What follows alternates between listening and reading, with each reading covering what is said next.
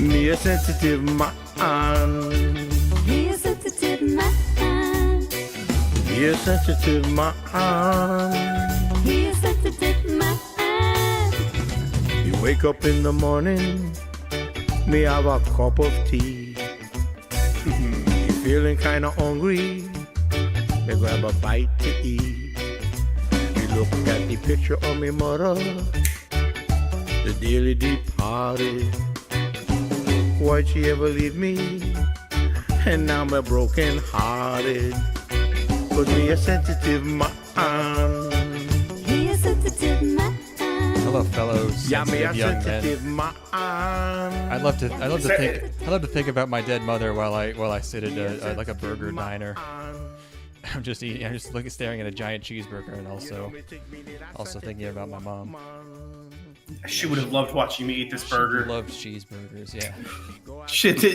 If there's anything I know that she misses, she's missing out on in heaven, it's watching me eat, which is something that I do. All those cheeseburgers. Cheeseabaga. You need to add syllables into everything. Like and it's 2 syllables, please. That's how you add the soul. Those extra syllables, that's where the soul is. All right, I'm fucking broken. Feeling. Why is that? We were talking about this before we went on. This is the season that has really opened my eyes. Yeah. To the fact that we need change. We need to make change in our own lives. We need to take action. We need to be the change. We need to be the change because this is insane. I know we've said this before. Like every couple of years, we get to this thing of like, we really probably shouldn't be doing this to ourselves because it's crazy. But the highlights are good though. When it works, it works. It's Yes, it does. But we have to work smarter here. Like. I'm of sound mind and body right now. This isn't one of those seasons where we're like really punished by like, we're trying to jam it in all real quick and like, we're wading through like a bunch of isekai. Wasn't even really that much isekai this season, It wasn't bad. But and I think I've had enough time to really process and I could say without feeling like a total bitch like loser who's copping out. We can't keep doing this to ourselves. This is unsustainable. Well, I mean, yeah, you used to only watch some of them. One season you were just like, I'm watching all of them. I was like, all right, man, come see what it's like. No, yeah. No, and I think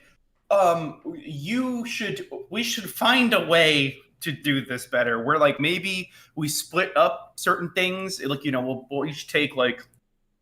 So this was 34 shows, which was a lot. That's already insane. That's 12 and a half hours. Yeah, that's what we were talking about. Is just they're making too many of these gosh darn things. That's maybe we're not thinking big enough. Instead of changing the podcast, we should go over there and fucking tell them to cut it out. The Americans have done that before, and the ramifications. We'll be a little more polite this time. We could do it, in a more specific, a more targeted way. Yeah, we might put boots on the ground this time rather than kind of dispensing boots. Justice. Yeah. Dispensing justice from above. Do they know this is too much? Do you think that they? I need to get on their message boards and be like, hey guys, what gives? How about like 10 shows? How about you keep it in the low double digits, low teens? Yeah, low teens is great. It's this cold, uncaring anime apparatus that just churns them out without worrying at all about the people like us who have to watch every single one of them for some reason. To watch, yeah. No, like I mean, we're compelled. The two most obvious fixes, I think, is the way we used to do it, which is I watch everything ahead of time and then tell you what you need to watch. Which works, fine. Problem for you. That doesn't work for that because I need to help you help yourself.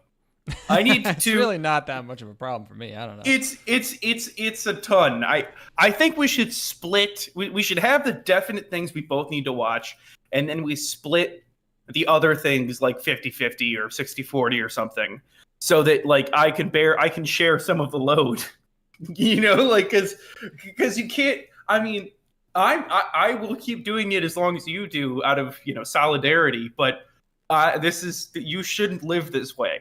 It's the thing is, when we hit a gem, if only one of us has watched it, doesn't matter how good it is. No, I say the thing is that it's like we then have the ability to be like, okay, I've watched my shows, you have to watch this. Yes, yeah, we can divide the labor there, where it's like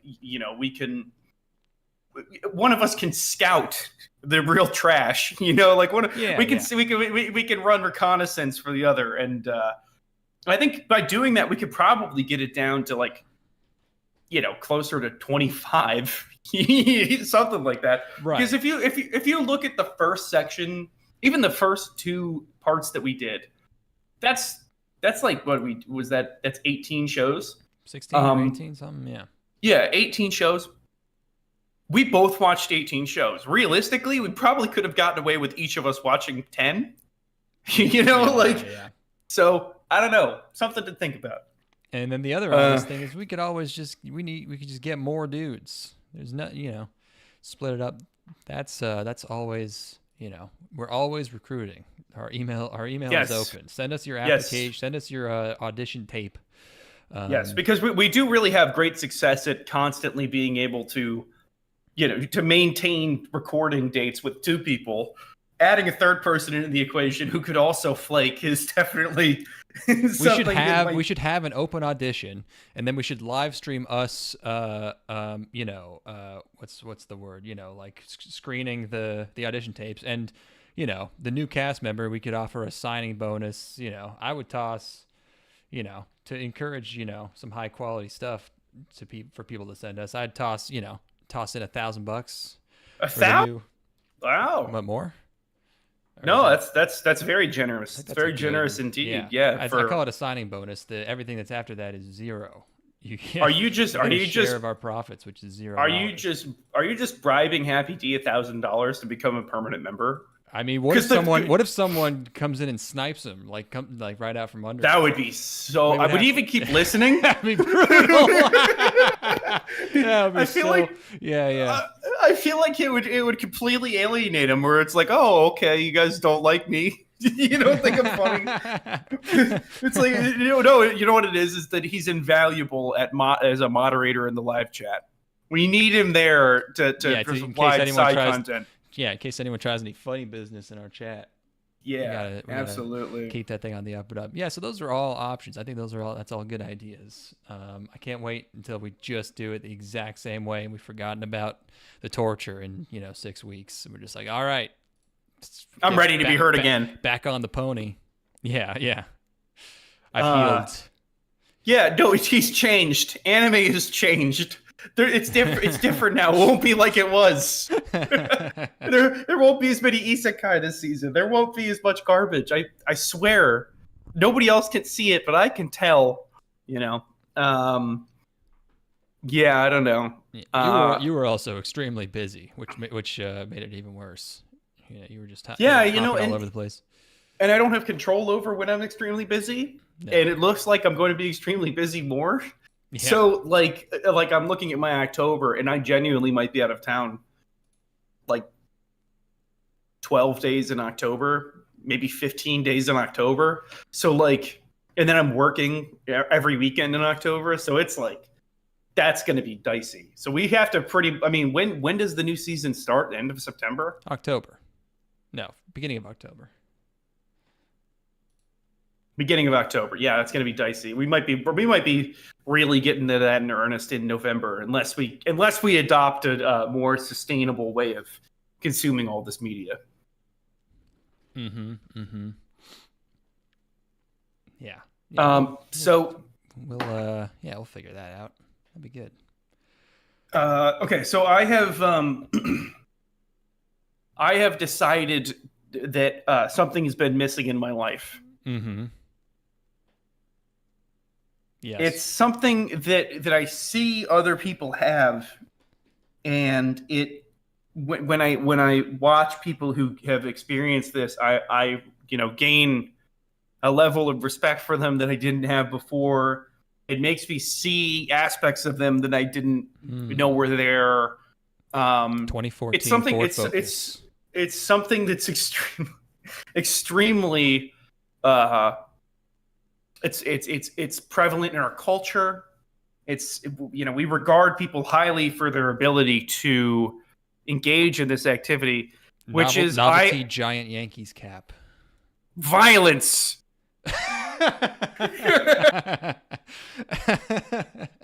I've decided that I'm going to adopt a life of violence. I've spent my first 30 years being a relative pacifist. I've never even really had the opportunity to be violent. But I've decided now is the time that I will embrace a life of violence. I am going to start fighting, is what I've decided. Violence. Yeah. So you're just are you gonna start fighting people at random, or like what do you? I'm going to put myself into positions where I need to be violent, and it's like because I don't really want to like instigate it. But okay, so you're gonna be you're gonna be walking around. You're gonna be walking around at night, and you're gonna be like passing tough guys, and like under your breath, like muttering like not very manly to pick on an innocent lady, and you're wearing a leather jacket. Yeah, and you're doing. Yeah, I'm gonna find roaming rape gangs, which are so prevalent. Yeah, you're acting like I don't know, like Toma in Index or I don't. He doesn't really do that, but like I'm thinking more like Ryan Gosling in Drive. Yeah, yeah. Does he? It's in that continuum, yeah. And you like think you're doing that, but it's just like a meth head who's just in psychosis. And he has no idea what he's talking about, what you're talking about. And he's just really, I'm not looking for fair fights. Like I'm not looking for somebody who I want to win. I want to win against those guys, dude. Those guys have their like self-preservation turned off. They're like chimps. They'll just start tearing at flesh. It could go the route of I want to win every single fight, or I want to lose every fight. And obviously, losing every fight is way funnier. Yeah. But yeah. I think I need to approach like a shonen style. Approach this shonen style where I need to fight the strongest people to become the strongest myself, like Goku.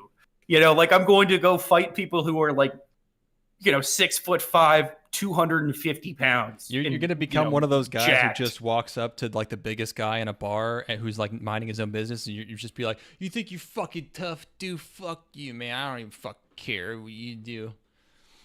Yeah, like one of those. Absolutely, yeah, no, or just at the gym. Like I just see a dude who's like benching 4 plates, and I'm like, all right, I'm gonna fight this guy. Yeah. And I'm gonna do it in ways that are very silly as well. Whoops! I knocked my microphone off. Oh my gosh! I'm gonna do this in very. To the audio equipment. I'm practicing. Yeah. I'm going to do it in ways that are very silly too. Where like, hey, you want to smell this flower on my lapel? And when they lean in, I spray them in the face, and they think it's a joke. But I look them up. Yeah. It's like, yeah, and you have to start off, you have to sort of ease into the difficulty. You have to start with beating up like nuns and like old people. Yeah. Well, well, the thing is like, am I going down the route of getting my ass kicked? Am I supposed to get my ass kicked by a nun? If you want, there's gotta be a nun somewhere who could beat me up, right? There's gotta be like one nun who's. You don't think there's a single nun on the planet that can take me? That's a huge vote of confidence. How many nuns are there? There's probably a few million nuns, but it's like they're all old women. Maybe there's like a crazy fat like Polish German lady somewhere. Yeah, I was gonna say yeah. We both went sort of the same region. Yeah. Yeah, we're just kind of going east. Yeah, maybe there's a big obese nun who could just kind of, just inertia could just bounce kinda off crush of you. her. Yeah, you would. Yeah. You like in a ring, you would just be like off the ropes. You would be like just bouncing everywhere off her. And this plays into the shonen aspect of it as well. It's like none of my attacks are working, Yeah. and I have to strategize a way of taking her down. Yeah, and it's just a gun. Yeah, I fight dirty by using weapons. Yeah. Like it's like I'm gonna take up a life of violence, which is that I trick people into getting into fights with me so I can stab them to death.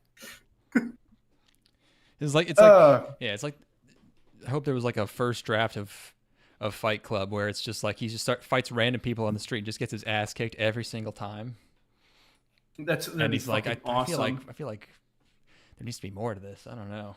That's such a great premise. Is there a story about people who their entire shtick, like there's a society of people who are trying to one up each other by how much they can get their asses beat? It's like Flatliners, but instead of like being on an operating table, they're just going out and antagonizing huge ripped guys to get their shit punched in. So they can die.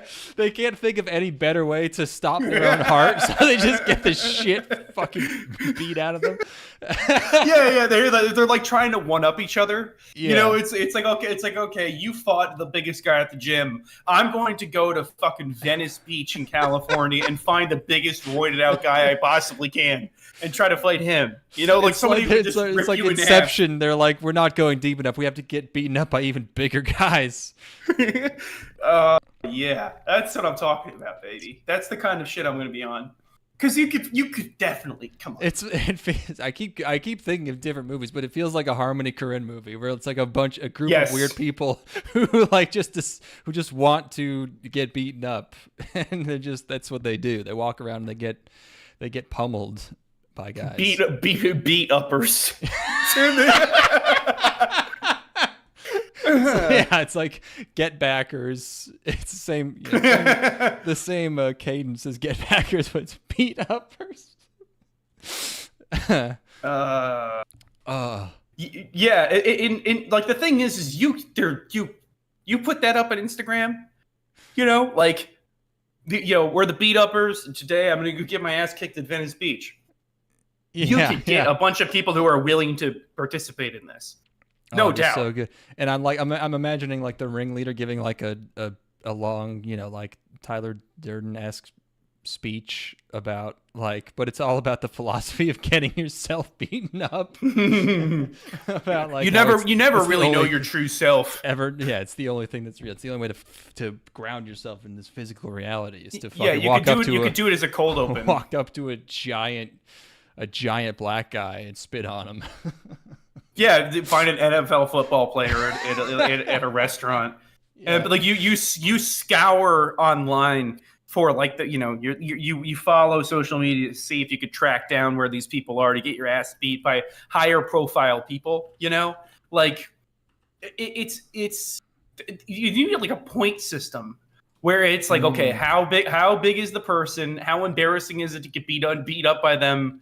How famous are they? Fame would be a nice thing as well. If you could get like I don't know, Tom Hanks to beat you up or something, that's got to be worth some points. Yeah, and you can't throw. Nice The person, rule is no criminal record. Yeah, your girlfriend or some other family sees it. That's all for additional multipliers. I like the girlfriend angle because I can imagine a scenario where you bring her with you in the car. It's like, hey, you want to go for a ride? I'm out here. Let me take you out. And then you pull up outside of a restaurant where Tom Hanks is. And she's like, what are you doing? Where are you going? Where are you going? It's a little on the nose, but it is. Yeah, it's a pretty great cuckold allegory where it's just you want your girlfriend to watch you get the shit beaten out of you.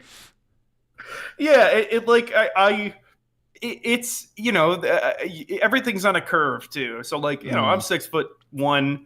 I need to get my ass beat by a guy who's probably about 6'5". Right, for it to really work. Mm-hmm. But if you're you're like a shrimp, you're like 5'1".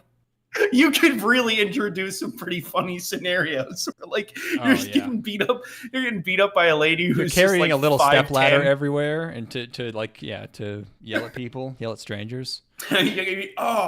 You bring a white glove and you slap them with it. You know, like you challenge them to a duel. Yeah, you do different eras, different cosplays of challenging people to fights. Like, yeah, you do like an old English like aristocratic thing where you have a one of those single, those musket pistols, or then you have, you could do suit of armor, you could do Southern Belle, Southern Peach. And you call it The Duelists, and don't worry about the fact that Ridley Scott already made a movie called The Duelists, and it's it has to have its own code of honor. At the code of honor, rule 1 is you cannot throw. It is, no matter if you win or lose, it's basically a win. Win regardless. Women love nursing their man, regardless if they got wounded, winning or losing. It's about turning.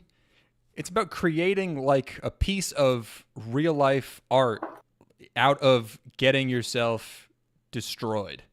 Like you turn it, you create like you create scenarios. You create characters. You get beaten up. You like do different outfits, different manners of speaking, different methods of antagonism. Different. You get creative with it. Like you can like do non sequiturs, like misdirection. Maybe you make people think you're not going to get beaten up this time, but then it comes from a different guy. There's so many options. Oh, you put up there's like a comeback, right? Where like it looks like the fight is over, and you get that extra, that second win to get back into the fight, only to lose still. The more drawn out and dramatic the battle can be, where like, it's like you want it to be like Asura's Wrath, where like this giant fist is coming down on you and you're punching at it and it's inevitable that you're going to get crushed by it. This is great. Honestly, you get bonus points if you can do it in an extreme environment.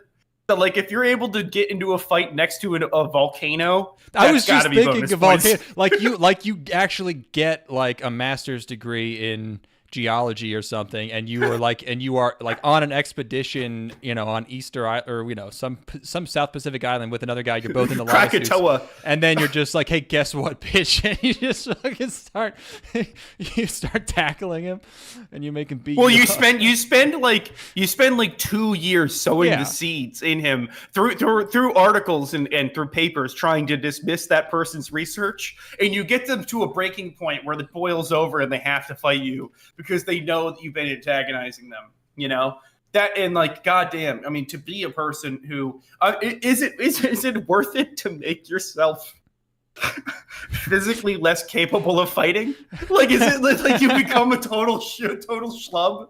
Like that furry who froze his own hands off. You just like stick your hands in dry ice and you become an amputee.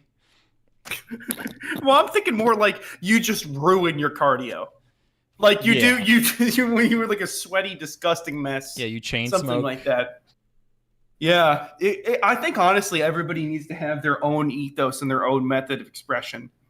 Everybody needs to have their own approach, and again, it is artistic in its nature, and it's really, honestly, it's a pretty expressive form of art.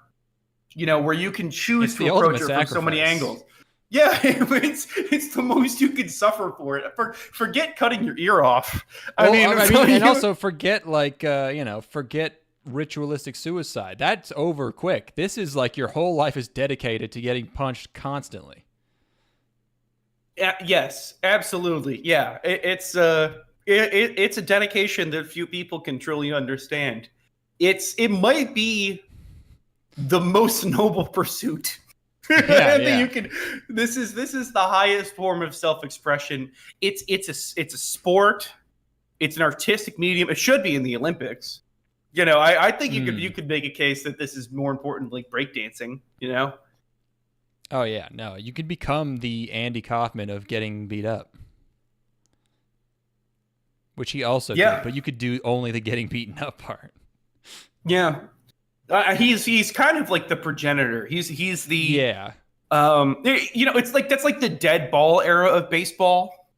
That's like we're talking like Hank Aaron. You lost. You know what I mean? Yeah, I believe it though. Yes. This is basically before they had like real rules. gloves. When people are still catching with their hands and shit in like the late 1800s. Where it's just like sort of just like a piece of leather, and that's it. Just to Yeah, and we'll have that in the Hall of Fame for sure. There will be an Andy Kaufman element in the Hall of Fame, but and we have to recognize the forebears. I'm trying to think of who else. I think probably some jester from like the 13th century whose whole thing was like you could get people to beat the fuck out of them. You could Johnny Knoxville fighting Butterbean in Jackass the movie. Yeah, that's a good one because that's a person who had That's like, these. And during the documentary, you can like have me watching TV, like watching these clips on the TV, contemplatively as I'm taking this in. It's like, yeah, this is. People don't recognize this as being what got us to where we are today. Without these guys, there was, this whole institution of beat uppers. Yeah. Or what was that called? Beat uppers is great. Yeah, no, it's like you doing like a very serious interview. It's just cutting to you watching bum fights, like really seriously, like doing the Gendo like pose with your fingers interlocked at your mouth and just like really seriously watching bum fights. Tearing up. Yeah. And you just kind of point at the screen. You're like, see here, and it's like not clear what you're even talking about. You're just like, look at that. You're just seeing things that no one else can. You're just observing it at a level that's like impossible to even describe. You do the Vince McMahon waving away the camera thing. It's. Yeah. Isn't there? There's what was that? There's that video. Is it Pool Jumpers? That's a YouTube Pool Jumpers video. Was another. Yeah, I was also thinking about. Same titles. Yes, it would be the same type of documentary for beat uppers. It's Lou's Club.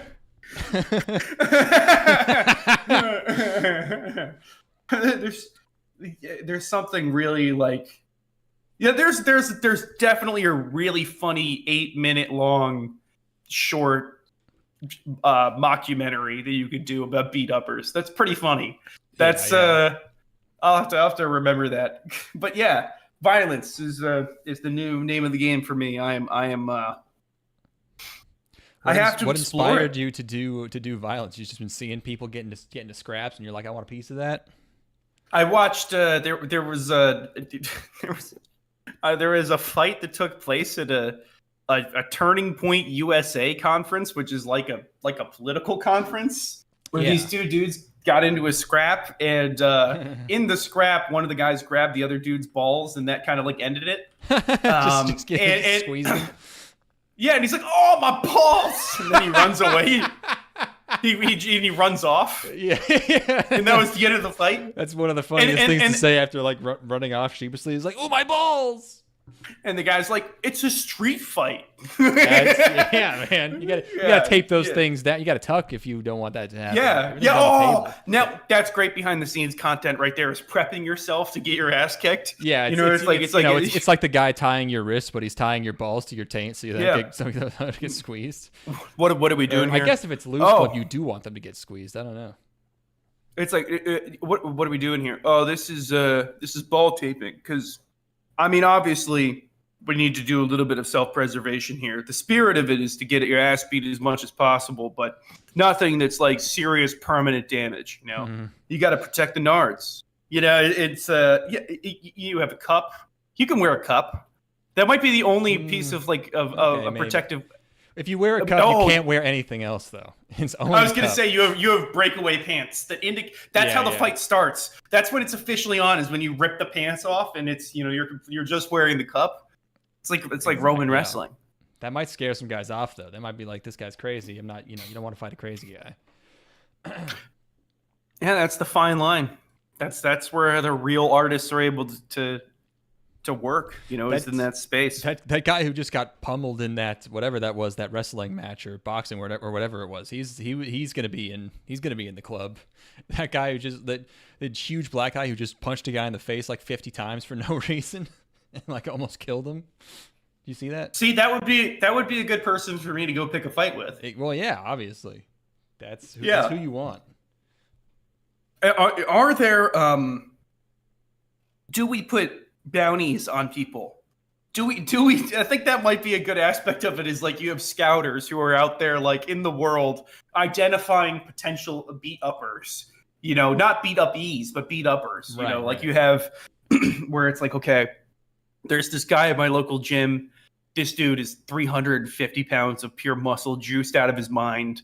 You know, I saw him bench 5 plates. Mm-hmm. I will put a $500 bounty on his head to go get your ass kicked by him, you know? Like a kind of guy who could just pick you up and spin you around by your legs. Yeah, that's good. But also it's like it should be worth more like yeah, if a guy's huge and jacked, but also like we were talking about, like if he's like very very nice and has a calm demeanor like a Tom Hanks, you know, that would be then it's worth more to be able to get him to beat you up because you know. So the ideal the ideal would be a giant, like a very gentle man who's also huge. That's sort of the, you know, that's the kind of the like an Andre the Giant. Andre the Giant, you know, like or like a Terry Crews maybe, you know. Yeah. Oh, Terry Crews. I mean, like that's got to be the fucking. That's the crown jewel. Stomped by Terry Crews, absolutely. Yeah, you have to seduce. I almost said seduce him. You have to maybe it is seduction. Maybe he has been seduced. I don't even think he beat that guy up. You got to get really heinous with whatever you do to Terry Crews. Yeah, you have to lure him into a fight and make him not give up. And there's definitely a timing scale. There's how long does the fight last for? You know, like yeah, you can come up with some concrete metrics for this. Yeah, you could have a whole system. Happy he zoned out for 10 minutes, but he agrees we should start putting bounties on people. All right, well that's okay. That's a sign. That's a sign we should move on. Yeah, I thought this was funny. I thought this was a funny bit. Funny? I'm completely serious. We need to do this for real. Yeah, it's gonna be funny when you do it. It's gonna be great to watch. Well, it's gonna be beautiful. Yeah. I don't know. All right, nothing else was going on with me. I've just been for some reason since you left town, I've just been ravenously hungry. I don't know what happened to me. I don't know if I'm storing up for winter. I don't know if humans have that drive, but I cannot be full. I don't know what's wrong with me. I'm eating a lot of bread and bread products. It is a problem. You're probably like still residually hungover. Just sort of long-term hungover, maybe. Yeah, you've got long hang. I feel like I have long hangover. I feel like you're less hungry during a hangover. No, I don't know. No, but I think there is something sating to when you're hungover and you're able to get some food down. When you finally get the food down, you got to cram it in. You know, that's what I had today. I fucking yesterday I drank way too much while cleaning my apartment. I hadn't really been drinking much at all. And then I'm like, I'm going to clean my apartment today. You know, I'm going to really get in deep in my bathroom and in my kitchen. And I ended up having like 7 drinks while cleaning. And then I woke up today being like, oh, fuck, right. Yeah, I can't actually do this anymore. I can't hang. This is stupid. Damn, but hey, my apartment's really clean. That's good. Yeah, sometimes, it's tough to cook or clean, and you're just like, I'm only doing that. Cooking while drinking is the best, or drinking while cooking, I guess, rather. Yeah. Making a big old pot of chili, what you're drinking now. Beers or something, yeah. Oh, one for the beer, or what? Sorry, one for the chili, one for me, one for the chili, one for me. Yeah, well, you need the chili needs to, the recipe needs to require 13 ounces of beer, you know. We are approaching football season here. Chili made me think of this. And should I watch every single Bills game this season completely sober? should I not have a drop of alcohol? That would be so funny to go through it and to imagine how, like, is it more stressful or less stressful? What do you think? If we're trying to torture you as much as possible, maybe you're only allowed to drink after they win by more than 1 touchdown, more than 7 points. Oh my God! I mean, the Bills are the king on the close. I guess they do. They either play the closest games you've ever seen, or they blow the other team out so hard. Like they never get blown out. So like, yeah, it's gonna come down to like, yeah, do they win by more than a full touchdown? Maybe what I do is every touchdown that they score on top of that 7-point advantage, I do a shot. Oh, boy. You know, so that like so that like if they end up, you know, losing a 21-point lead or something, I'm getting fucked up, you know. Yeah, or like you can only, you know, instead of drinking, you can only do ketamine or so. I don't know, just something like, just like something to make you not enjoy it as much. And just be like, what the fuck is going on? Yeah. What are these commercials? Yeah, I'm gonna smoke opium. I'm gonna smoke opium. No, that would be too watching enjoyable. football. No, that would just be great. That would be awesome. I took an edible last Friday, and it put me on the verge of ego death for hours, which basically ruined my weekend. Yeah, no, people gotta stop. I feel like those measurements. Every story I hear is the measurements are never right. It's not. I've never heard. Those things don't seem good. I don't know. The only time in my entire life where I was able to actually enjoy edibles was during my junior year of college, where I truly had no responsibilities, and I didn't have to worry about the future at all, and I also didn't have to worry about the past, and and it was. Or the present, and or really any, no. And I made like three, like there were 100 milligram edibles, and I would eat those, and we'd watch a movie, and watching Blade Runner on 100 milligram edible. You ate the whole 100? Fucking, oh yeah, oh God, yeah. That we were like so much. I peaked during the opening of that movie, like when the eyeball has the, it's got the cityscape in the eyeball and the flames are coming up, and I'm like, this is the most fucking insane thing I've ever seen in my life, which I still feel now when I watch it. But like, ever since then, edibles have not been good for me at all. No way. Yeah. Honestly, I think that it's an anomaly if edibles are good for you. I feel like most people, there's no way to reverse it. With other drugs, if it's a stimulant, then if you realize it's too much, you can drink or something. If you realize you drank too much alcohol, you can drink some caffeine or, whatever. You can eat some pizza. Nothing helps that. There's no opposite. No. Of a giant fucked up edible. Yeah, I mean, especially if you take a huge fucked up edible and then you just look in the mirror. Yeah, you get trapped looking at the mirror and you're like, holy shit, I'm too ugly to live. I think my face has been mangled. Something's wrong. Yeah. Oh, you know who I saw? Speaking of mangled faces, you know who I saw in something recently was is it Treat Williams? Who's the guy in Deep Rising? Sounds like a guy. Oh, is he in Deep Rising? Is that I think he's the lead in Deep Rising. I saw him in a movie. He looks like a guy, but I can't figure out who he looks like. But yeah, he looks a little bit like Kurt Russell-y, I think.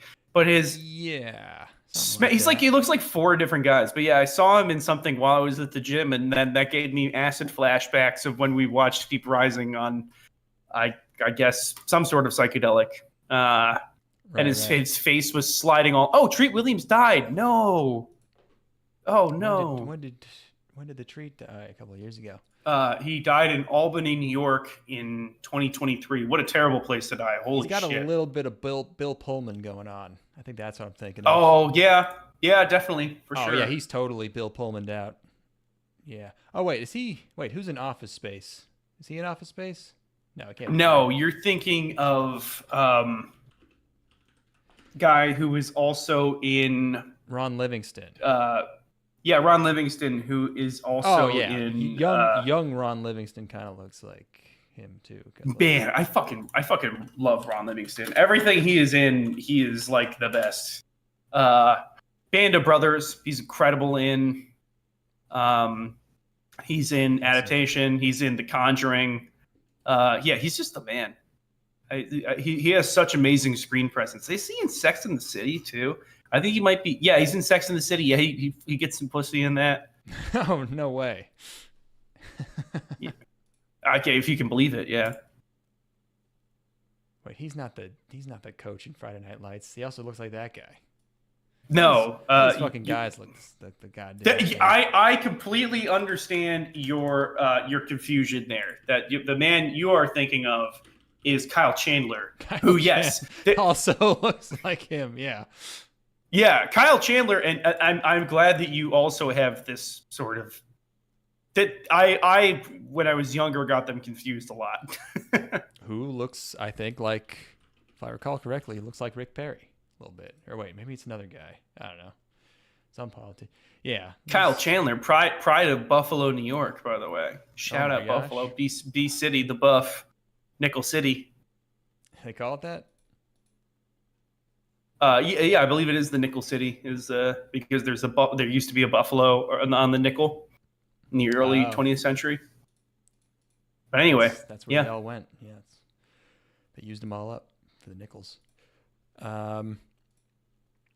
Yeah, and that's okay. Yeah, we should probably talk about. Oh, the other thing I was going to mention is that I've been shooting mice with a gun. What? What? Like a 22? Yes. Way better if it was the Mosin. Oh yeah. That's why I needed the Mosin back, is to mist some mice. No, I didn't have problems in the garden all season. Now there were these mice all over the place. I didn't think they ate tomatoes. I should have guessed they eat tomatoes, but they're nibbling all my tomatoes. They take one bite out of every single tomato. I've lost dozens of tomatoes to these guys. So I just sat out there, and they don't even care. They were so brazen. They don't even care when I was out there. They're just walking around all the time. I'd be out in the garden. They would see them just skittering around through the grass. One time I was walking by one of the garden beds, and I just hear crunching, and I turn around, and there's a giant mouse just munching on a green onion, which I didn't even think any animal ate. It's just staring at me, eating a green onion. So yeah, I shot it. They were huge. I picked one up. It didn't have the big tail, but it was almost rat sized. No, I returned it to nature. I didn't put him on the spit, but when I was in New York, my parents' garden got raided by raccoons, and they just bit the top off of every piece of corn. Fuckers! I fucking hate it. It was so. I mean, obviously, the rest of the corn is still fine, but like that just means that you basically have to cut it off the cob. You can't eat it on the cob anymore. It's because sons of bitches. Just animals fucking sampling everything. Like, figure out what you eat at least. Yeah, it's like it's more insulting when they just take one bite. Yeah, and it's like raccoons. It's like, come on, you guys are smart enough to figure something else out. Like, this is not fair. You guys are like, they have so much. They have infinite trash, and they're just like, no, you know what I want is one bite of a fresh vegetable. Like, yeah, just eat an entire stalk of corn. Eat one. Just eat one. Yeah. One cob. Yeah, and rather than going and getting only the most succulent, tiny nubbins of corn kernels at the top. Yeah, honestly, raccoons, we'll probably have them domesticated in like 30 years. I think there's going to be a serious. People have raccoon pets. I know, but they're not as prominent now. But I think people are going to have raccoons. More common thing, yeah. People be having weird. People have ferrets and stuff, and ferrets are like less domesticatable than raccoons are. Apparently, skunks are great. Skunks are great pets. You get them glands removed. You can get the stank removed, and yeah, they're basically like cats. They'll let you pet them, and they'll use like a litter box and shit. Yeah, they're like fine. They just kind of waddle around, With this, I want to warp all of these creatures to conform to a human lifestyle for our entertainment. Yeah, I want them open in the fridge and just grabbing a seltzer out of there. Oh yeah, they could bring you beer. Oh no, I meant for them. You get. Maybe they'll get me one too. But yeah, I want them to just crack open, like a lime water and just like have sip that thing, pour it into their own bowl for themselves. Raccoons could be more useful than dogs in a modern world. They basically don't they technically have thumbs? Like they can grab stuff. Yeah. If they have paws, they're very sophisticated paws with a lot of articulation. Yeah. Yeah. But you could probably get them to play fucking Call of Duty with you. They could at least do call outs. Yeah. They could spot for you. I was disturbed to learn that a lot of aquatic creatures are extremely intelligent.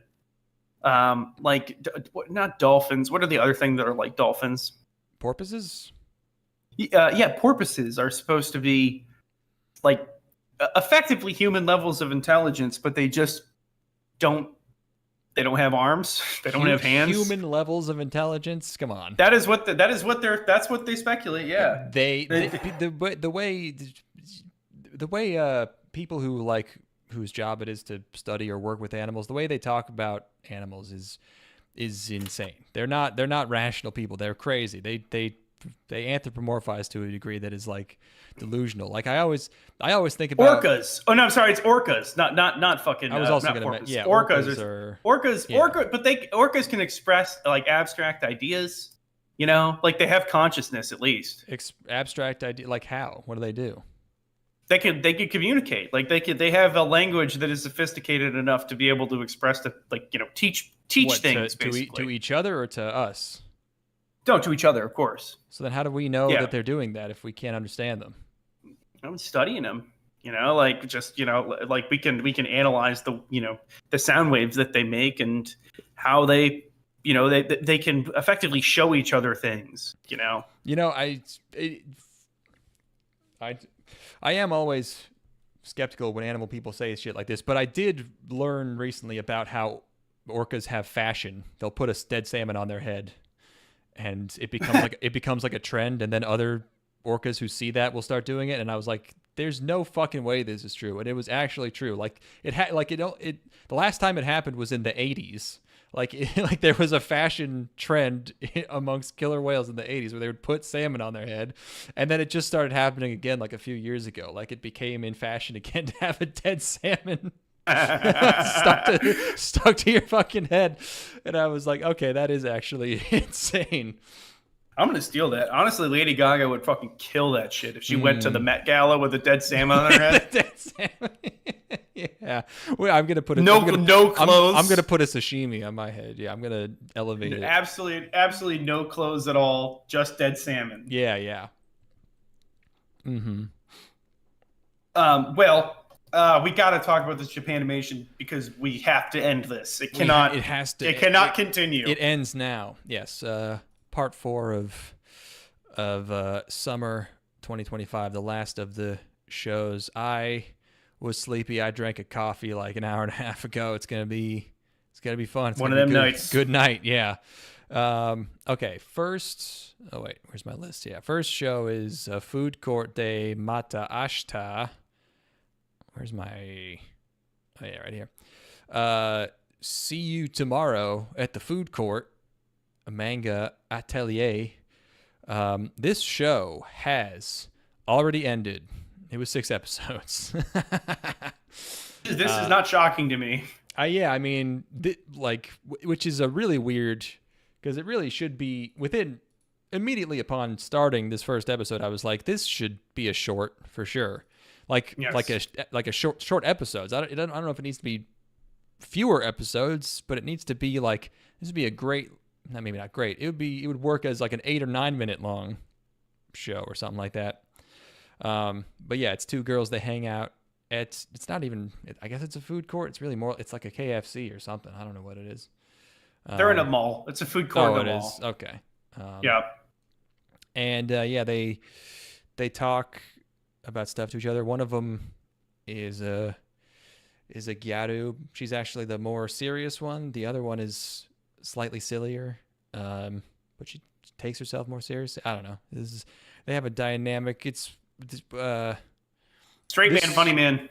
Yeah, but they're both girls. They're strangely emotionless, and they talk about, one of them is getting into arguments on 5 channel. What I realized is this show makes perfect sense if you imagine that it's 2 guys who were both granted a wish to become hot girls, and now they don't know what to do. So they just sort of hang out, because their conversations are just kind of like their friendship and conversation seems much more guy-ish, and the manga is written by a dude, I'm pretty sure. So it's a lot of observational comedy. It's a lot of like them commenting on the actions of other people. Yeah, and one's annoyed by girl talk that she overhears. she's on she's having forum arguments. I don't have feelings about this other than I like the monkey ears. And I was gonna say they have bear ears. Yeah, they have these. Oh yeah, they have round silly ears. Huge. Yeah. They're just big. Yeah, it's super and round. They protrude. Circular. And they protrude. Yeah, I thought the dancing in the opening was actually a little bit embarrassing. Was that the opening? Was that the opening? That was the opening. That was right? the opening. Yeah. Yeah, that was a little embarrassing. That's like. Also, it doesn't really fit them. They're based on what I've seen from their characters. Not really the show to have a silly, cutesy opening. Yeah, it's like we got to do something. That's what's so embarrassing about it. Yeah. It's like okay, it's not. This is not a bubbly show. It's not so charming that I am like captured by it, and it also doesn't fit anything. Like it doesn't. It feels like it's pandering. That's what I would describe it as. It's like. We wanted to get a meme dance in our opening because we have nothing else. Yeah. There is nothing of interest to anybody here. So the best we can do is maybe they like the cute dance moves from the girls that look a little fucked up. Yeah, there's not that much going on here. There's some good faces. There's some funny faces. Some of the jokes. It seems like there's in each segment, like there's 2 segments per episode. It seems like each one has one. Joke that's like set up. It's a bit more long. Like the one where she got flamed, she says, on the internet for talking shit about this one character, and then way later in the segment, after you've completely forgotten about this, she rolls like a super rare in her gacha game, and it's the character she hates. That was kind of funny. But then the joke in the second segment is early on the Gyaru girl tells her that if she's in America or if she's in a foreign, English-speaking country, if someone asks her a question, to say "I don't know." And I knew this punchline was coming, where she says this long inspirational thing to her in English, and she's gonna say "I don't know." But then the way they deliver this is like she yells it, like it's the delivery almost seemed bad on purpose, because like if she had just like smiled in response to this like very uplifting, motivational spiel she got, and then calmly said, "I don't know," that would have been funny. But instead, she just like for no reason, like really loudly yells, "I don't know," and it's like, why did they do it like that? It's like they tried to think of the least funny way to deliver that punchline. It was really baffling. Yeah, this just is not working. Hey, Ethan, what's the difference between a lima bean and a chickpea? I've never paid to have a lima bean in my mouth! Was that funnier the way I did that? It's actually a little bit of like a Dane cookie sort of thing going on there. Yeah, that's true. He was the master of doing street jokes and then screaming the punchline. There have been a lot of meme dance attempts this season. I feel like, if you're to qualify as an attempted meme dance, it has to be like really gimmicky. But this is almost like generic, and it's like anime danciness, Like it's not trying to be the next Hare Hare Yukai.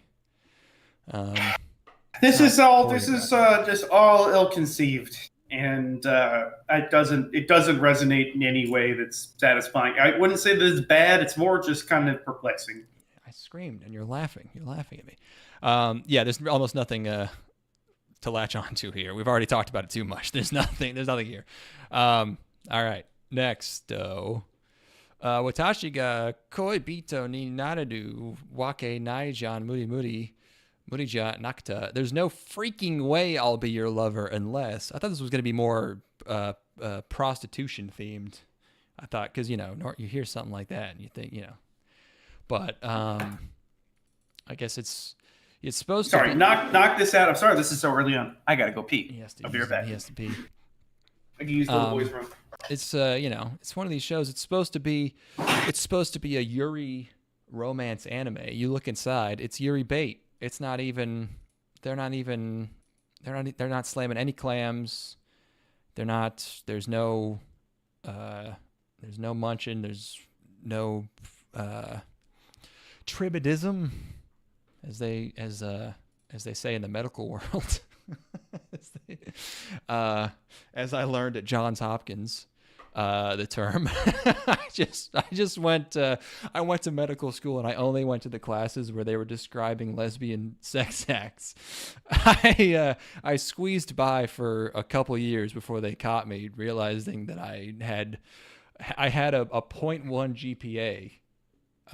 But I learned everything that they teach you in medical school about all of the moves and potential injuries and diseases you can get from two girls going at it. But this is a light novel adaptation. Studio Mother. It's about a girl who is a loner, and she becomes a normie and befriends this rich girl who she likes. And then there's a misunderstanding. She's overwhelmed dealing with these queen bees, so she goes to the roof sometimes to relax, and the rich girl thinks she's going to jump, so she tackles her off the roof to help her, which results in the rich girl dating her by force. This is wild. This is yeah. I don't know what is this going for? What does it want? Well, that's what I was saying. Is it's supposed to be a Yuri romance, and it is instead Yuri bait, which is not what I signed up for. Well, I'm offended. She's inhuman. She's weird. Yeah. Well, I think the love interest is all fucked up. Like she's not. I think that's on purpose, probably. Yeah. I think here's how I see this going. Is rich girl, doesn't understand like human emotions, so she thinks she's in love with MC because she's just kind of dumb and naive. But then she's going to realize that. But as she realizes that, then MC is going to actually be in love with her, and then they're going to have to, So it's I could see the arc incoming. I think probably it turns into full blown Yuri later. All right, sick. Yeah, there's something about the weird emotional detachment of the love interest that's kind of freaking me out here. Yeah, she has a kind of. Yeah, she has a slight she's robotic. sociopathic. She's robotic, and I don't know if there's a dere term that adequately captures this, but there's this emotion. She almost fake, like treats fake her. dere. She's almost like treats her like a toy. Yes. Or or a pet or something, but not in like a pet play sort of fetishistic way, but more just like this is what human beings are supposed to do when they are in a romantic relationship together.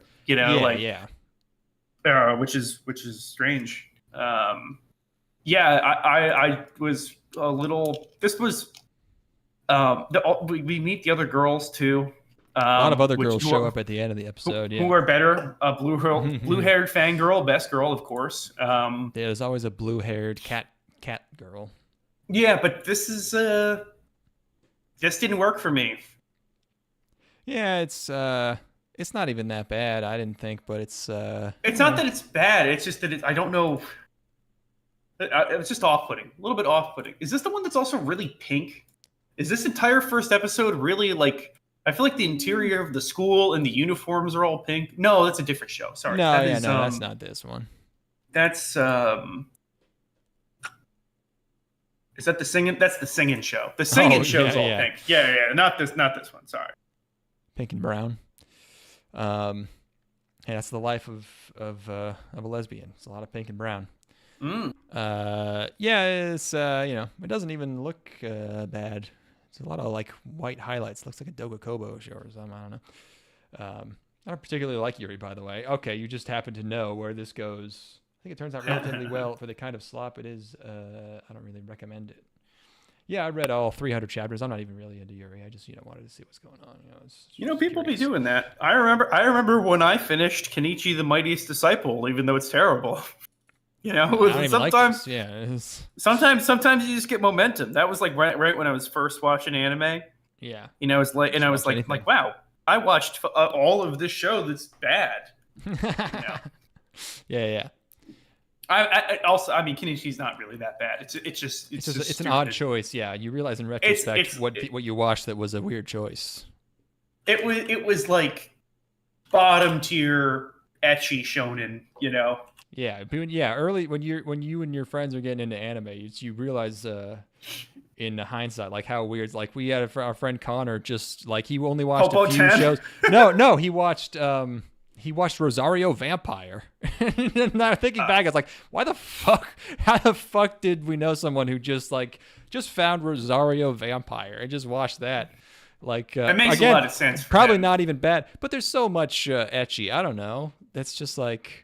I have sent you an image that is the cover of the first issue of Kenichi. You gotta get that up there. Wow. First issues of long running manga, often pretty. You've seen like the first.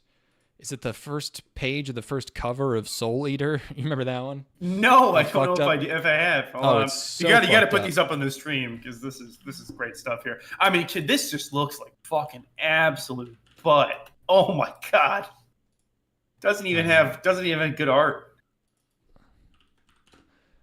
Where is? Oh yeah, this Soul Eater. This panel from the first chapter of Soul Eater. Oh god, it's not a real image. Save image, please. Fuck's it. Okay, yeah. Hold on, I'll put this up in a second. Check out that bad boy. Ooh goo. Look at that cantle tilt. Oh, what the? Yeah. I mean, Soul Eater. This is what Soul Eater starts out looking like. I mean, it kind of goes hard. There's something weird about Soul in this that is kind of working for me. It is a style. I mean, yeah, it's like it has the beginnings of something. Yeah. It's not quite Tetsuya Nomura. I really, what's her name? Maka. Yeah, Maka is like, she is fucked up. Is it Maka or Maki? It says Maka on the image. So go with Maka. Yeah, you're probably right. Yeah, you finally ate your 99th human soul. Now you can turn from a dog into a real boy. She's got teeth. Yeah. And there's more Kenichi. Yeah, this looks like fake manga. This looks like a Western comic that is in a manga style, and it's like trying to do boobs. To draw a hentai anime. Yeah. How to draw karate and tits. I hate the Night of the Living Cat show so much. Every aspect is pissing me off. What is that? The Night of the Living Cat. Oh no, did we miss one? Was that is that a short? When is that from? No, it's from. Oh wait, July 2020. Oh yeah. Oh, it was 4 episodes. Yeah, it was probably a short or something. Huh. Yeah, we didn't see that one. The English title is Nyait of the. Oh, it's 25 minutes per episode. It's just it's like an ONA or something. I don't know how we missed that one. I'm not disappointed we did. Wow, I mean, Apparently she's really bad. She's all fucked up. They're fucked up in different ways. 4 episodes so far. Yeah, it's a full show. Yeah, she's got a huge. That's just not enough clothing. That's just not the right kind of clothing for her to be wearing. I love the random wrinkles, even though it's like the most skin tight spandex of all time. It's just like they're just to add some texture. There's just completely random like folds in places where it doesn't make sense, like just across the bottom of the underboob. They're hanging on for dear life. These things being stretched to the abs. How does it perfectly conform to her tits? How does the bottom? So the clothing it's must have been made. On. Yeah, it must have been made with the idea of completely cupping her tit. Yeah, because there's no. Yeah, wow. That's honestly how it should be. This is awesome. I also love the background is like nothing. It's like a fireball or something. It's like, what is the background? It's stock fire. Smoke and fire. Mm-hmm. This is really how easy it was. Like this really was all it took at one point in time. Was this could get you? This could get you 50 volumes. You know, 61 volumes is what Kenichi ended up doing. Not 60. Wow. Wait, 60 volumes? 61 volumes. So like, is it? So it's like 600 chapters, probably. Let's see. Is it 10 per? I don't know how long each chapter is, but maybe it's only like 5. Each volume is 5. Oh, okay, so it's 150. Wait, no, 300. 300 chapters. 300. That's still a lot. That is a lot. That is a whole bunch, for sure. I mean, the anime is 50 episodes. Yeah. Like I watched 50 episodes of this. I remember nothing. The only thing I remember from the entire show is there's a character who's like a Chinese stereotype guy, and he has in the show they established that you can either have, I think it was like light or dark muscle, and the light muscle, light muscle is very quick and reactive, and dark muscle is for strength. And there's also gray muscle, and most people can't. It's like gray muscle is you can't train for that. But there's a guy that he fights with whose entire body is gray muscle. Wow. It's like yeah, I know that's what I'm talking about. Yeah, that's the only thing I remember. Talk more about that while I use the bathroom now. Okay. All right. Well, let's see. Kenichi, the Mightiest Disciple. I mean, it is like, I guess it's an ecchi. I'm going to read it. Let's see if all this comes back to me. The story centers on Kenichi Shirahama, a 15-year-old high school student who has endured long bullying. After befriending transfer student Mille-Feuille, he resolves to strengthen himself and accompanies her to Ryozanpaku, a dojo overseen by her grandfather, the undefeated martial artist Hayato Feuille, where several masters of diverse disciplines reside. Following the basic instruction from Mew, Kenichi defeats the prominent member of the school's karate club, drawing attention from delinquents. Yes, I remember this. Initially training for self-defense, he eventually becomes a full disciple of Ryozanpaku and develops feelings for Miyu. His routine alternates between training under the dojo's 6 masters and confronting members of Ragnarok, a gang of bullies seeking to either recruit or defeat him. A gang called Ragnarok is so fucking awesome. Let's see.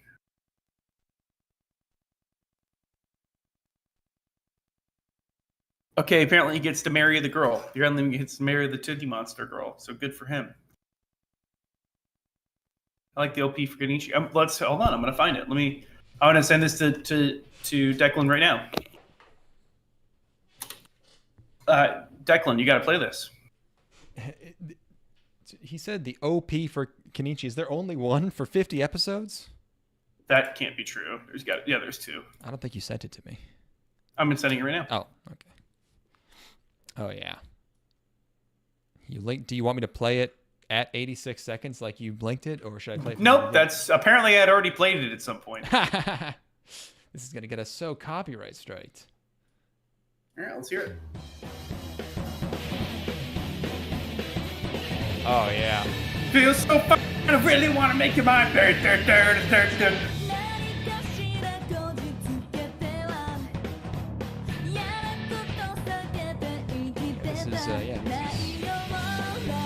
That's a jaunty little number. Oh yeah. I feel like this is taking some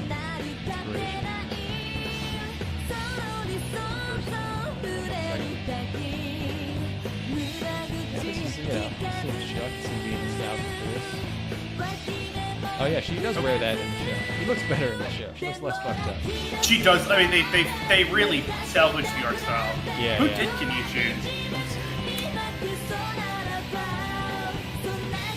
OLM. 7 arms. No, it's probably like fucking someone you wouldn't expect. Yeah, the Magic Bus. All right. That is TMS Entertainment. Ah, man, I was so close. Yep. Makes sense. Anyways, let's keep going. Let's go. Excuse me. Oh God. Bless you. Let's all Pokemon go to the polls. Let's Pokemon go to the next anime. Turkey. Taki. Or Turkey Time to Strike. It's a show about labor union.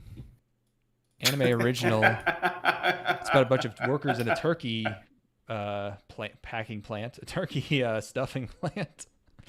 Yeah, and they are striking because they only have healthcare that cut. They're I'm trying to think of what is things that unions strike over. I don't even know. They want to kill the turkeys in a much more hands-on, much more like gruesome, violent kind of violent. Oh, yeah. okay. Like, we want to use our hands. Yeah, we don't want to use like the instant turkey, guillotine that also blasts their head.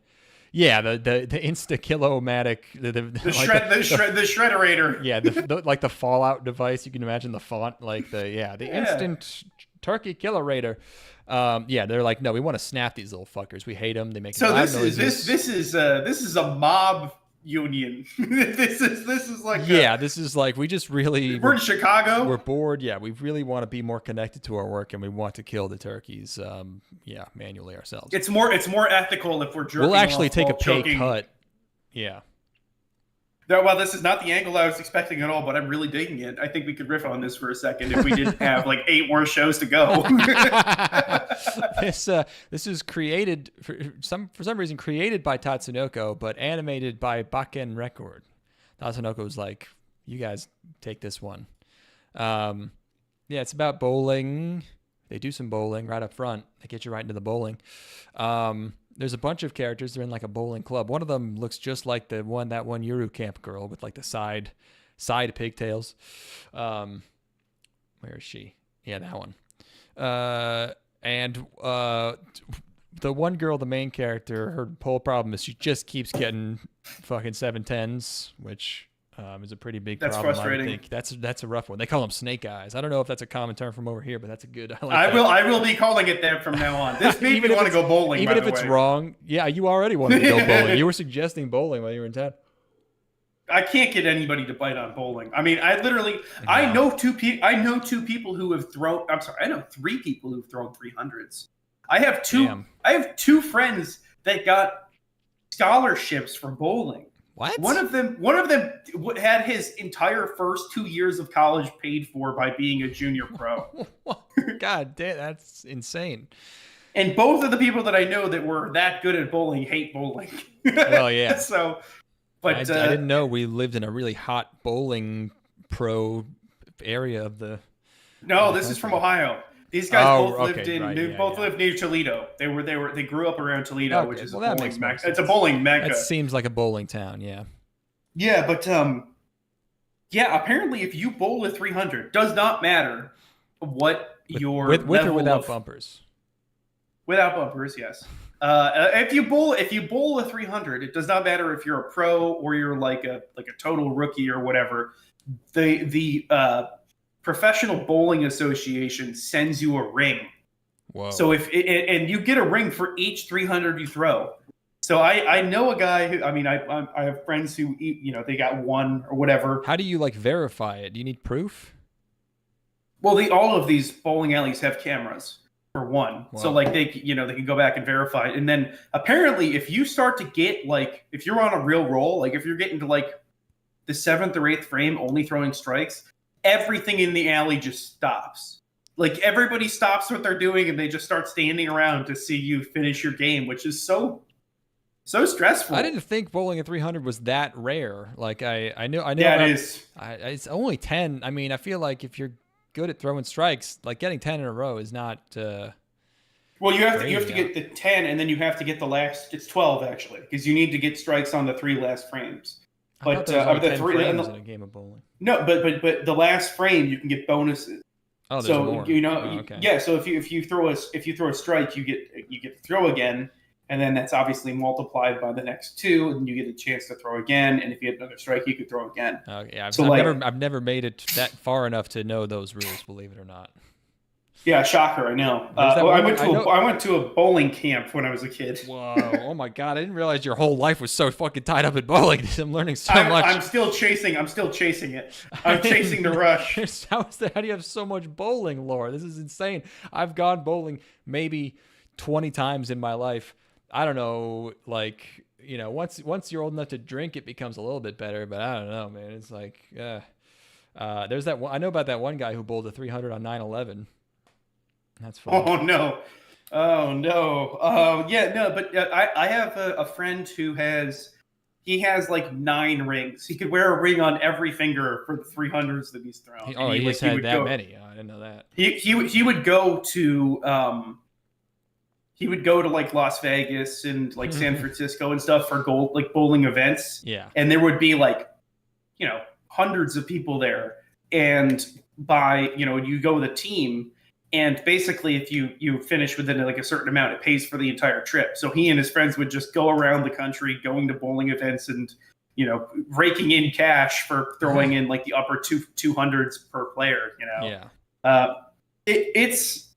I only know so much now as an adult because I've just coincidentally ended up interacting with 3 separate people who were very good at bowling or are still very good at bowling.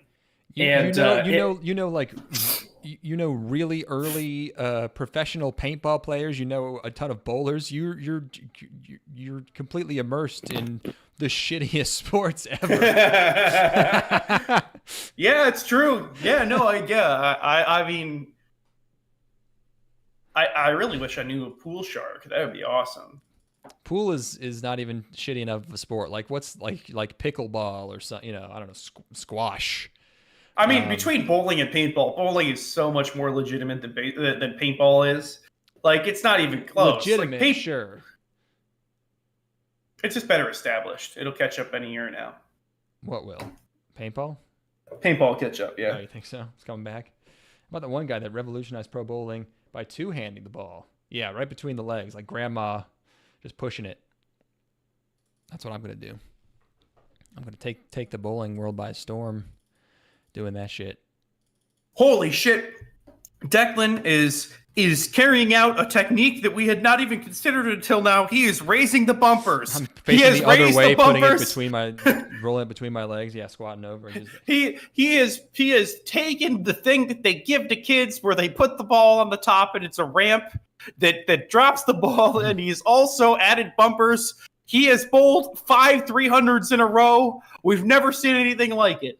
I have stilts, and I'm walking in the 2 adjacent lanes all the way to the pins. Well, yeah, he's not walking on the lane. He hasn't crossed the line technically. He hasn't set foot. You know about like the Savannah Bananas? You know that thing? Yeah. I think they went for the wrong sport. The Savannah Bananas really should be bowling. It should be like ludicrous bowling shit going on, because like with baseball, if you and I feel this way about the Harlem Globetrotters as well. It's a sport where like the fact that it's rigged removes all of the interest from it. Like the fact that like it's basically just a performance. Yeah. It's but if you still have to bowl a 300.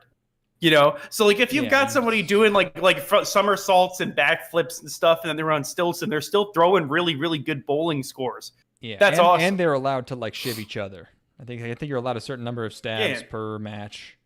It is a bowling alley after all. Yeah. All right, we got to talk about back alley. Okay, we got to get back to this. We can't. We have been going already for almost an hour and 20 minutes. We have to do this. We have to talk about the Japanimation. We got to get it done. It's yes, they're bad at bowling. This one girl's really a bitch, but then you're like, okay, she does have a point about how the one girl does a cute pose after she throws the ball, which is pretty funny. And so she's mad that they're not taking bowling seriously enough. These like 12-year-old girls are not taking their bowling club seriously enough. So she quits in a fit of rage. And as they're heading home without that one girl, they stare at construction, which causes them to have a change of heart for some reason. And that is poorly explained and shown, but that is construction. I believe it was a bowling alley. No, they said it was a bookstore. It was a bookstore. Wasn't there a bowling ball in the ground? Am I crazy? It was. We'll get to that. I mean, but yes, it was unrelated to whatever was there. They said it was just a used bookstore. Okay. I mean, even if it had been a bowling alley, there's no reason for that thing to be there. It's buried fucking 20 feet in the ground. But yeah, it begins to rain. I love this face, by the way. This really really sad face. This is what Happy D looked like when he was on that edible. Oh yeah. But the rain starts washing. It starts washing this dry desert cracked material out of the ground, which is not. It just looks. It's not how water works. It's like. The rain's creating more dry desert texture. It's fucked up looking. I didn't know what I thought was going on here. I was like, it's gonna be like a picture of, I don't know, it's gonna be some type of nostalgic object that represents something, but it's something else, I guess, because they're doing they're bowling to decide whether they will take the bowling club seriously or not, I guess. And then lightning strikes the magical bowling ball in the ground, and they all start floating, and she doesn't let go of the bowling ball, even though it seems like it would fix everything. And they all start to fly they become the bowling balls. They go into the zone, and I guess now they're gonna bowl in an isekai or something. I was like, are they getting isekai'd in the bowling show? And I think I was right. I don't know. Or they're just really far in the past. Or they're in like Sengoku. What's that show with the two gay guys? Sengoku Basara. They look like they're in Sengoku Basara, but it's bowling. They're in the past. They're in the past. I looked it up because I'm like this is crazy to do the this. Invention of bowling. Yeah, bowling was probably introduced to Japan like. I'm going to say like 1946. I think that was a good year for it. I think they needed. There were a bunch of GI stationed there. They needed some. And they were like, yeah. we got to fucking, we have no other pastimes other than baseball, which Japan already loves, and bowling. Yeah, Douglas MacArthur was like, yo, check this out. You guys got sticks. You guys got balls. I'm going to clown on these hoes. Yeah. So this is I don't even know what this can't make a judgment. Yeah, I can't make a judgment on this. I'm going to say it's this impossible wasn't a for me to complete say. episode. Yes, this is weirdly structured. The whatever the show becomes, the things that I've seen so far were boring, and the things that it is going to be, I can't make a call for. So it's totally up in the air. Yep, I don't know. Don't look at me. I literally can't say shit. Yeah. All right. Cool. Mikadono Sanshimai wa Angai Choroi. Dealing with Mikadono sisters is a breeze. Wasn't there just a show that was called like Dating the Something Sisters is Easy or is a Breeze? Or I feel like there was a show that just had this exact title format. Or maybe I just saw the title of this and I'm having a weird deja vu. I don't know. But this is a manga. It's PA Works. Experts are saying, quote, yummy feet. I'm not sure if I agree with, that's just why don't we examine someone. You got? I'm sure you have. Again, reluctantly, I did have to. I guess if we have to talk about the shows, then yeah, we got to talk about what's in them. But I would like to say my foot dar is batting 1,000. I am literally undefeated this season when it comes to identifying what you thought foot fetish shows. You knew about this before you started the episode. You knew this was going to happen. No, I saw feet, and then I'm like, there will be feet in this show. This is a foot show. All right, I was right. No, I saw one set of girls' feet, and I'm like, this is it. We're gonna make this is foot cranking right here. We are foot. Yeah. So I'm two for two. The one that you were able to witness in person, that was crazy. You have to admit was pretty impressive. That was insane. That was You were. Trying to think of a foot pun with Nostradamus. I don't know. You were a fucking psychic. That was very scary, actually. It worried me. Same thing happened here. This is maybe a little less so, but I'm still seeing a lot of stompers. There was in more than one seperate scene. Yeah, like if it was the one scene, it's like, okay, well, they're barefoot in the gym, they're kicking people. Well, it's when the girls at home and they're all barefoot. It's like, yeah, okay. This is about a young, this is going to end up being a girl, right? They never bring up that it's a boy. Like, you're supposed to assume that it's a boy, even though it's voiced by a girl and looks like a girl. no one says like, oh, a boy is living with us, or like, you know, you're a man. Like no one, I don't even know if they say the name, but yeah, this is clearly a young girl who's kind of tomboyish, going to this elite school. Ayase is a 17-year-old boy with short stature. He possesses striking red hair and red eyes. Despite being described as average, his most notable feature is his handsome and beautiful face, which he inherited from his mother. Oh, yeah, Yu is a naturally kind and caring boy. Anyway, yeah, sorry. I don't know who wrote that, but I remember now, because it's his name's Ayase Yu, the same name as Ayase Yu, the Overwatch playing VTuber, which I really just wanted an excuse to play this clip because she does a hilarious Shinji impersonation. 右から左からシンジになっちゃうよシンジになっちゃう行きなさいシンジ君頑張るのよミサトさん行きなさい乗るのよシンジ君乗れないよできないよ頑張るのよ僕には無理だよもう物まねはなんとかなるわ I love at the end what, like she's being Shinji, and then the other one in the Misato voice just goes, "It'll work out somehow." Yeah. Anyways, I saw a good opportunity to play that. But yeah, it's ISAU stars in the show. He's bad at punching. Everyone is shocked that the son of a famous actress is not a big tough guy who's good at punching guys in the dojo. But he is good at looking like he's lusting for cock, which is a good skill. even when he is charming women, he kind of looks like he wants to suck them. Yeah. Is this guy a beat upper? You think a beat up E or a beat upper? Well, I think beat uppers are that's really, it's tough to make the distinction, right? I would say, is he a beat up E? I think it doesn't seem really something he wants to be beat up, but I mean, he's a good candidate, I think. Yeah. He's getting his ass beat. He's getting himself into a fight, and he's getting his ass beat. I think that's. And I like the lustful look that he gives. That's something I'm going to back pocket. I'm going to try to seduce somebody while they're beating the shit out of me. Well, that's a great way to start. Yeah, the getting beat up process. You do that to a guy. Yeah, and then it's like you're getting your ass beat and you pretend to be getting off on it, or if you're really method, you are getting off on it. Yeah, you actually just come. Yeah, that would be fucking so method. It's like that would be a really masterful once in a lifetime performance. Yeah, you start sending in your acting reel to studios or agents or whoever, and it's just a compilation of you getting beat up in public, and then there's a very obvious cum stain in your shorts at the end. You're doing no acting, you're delivering no lines, you're just getting hit really hard. Holy shit!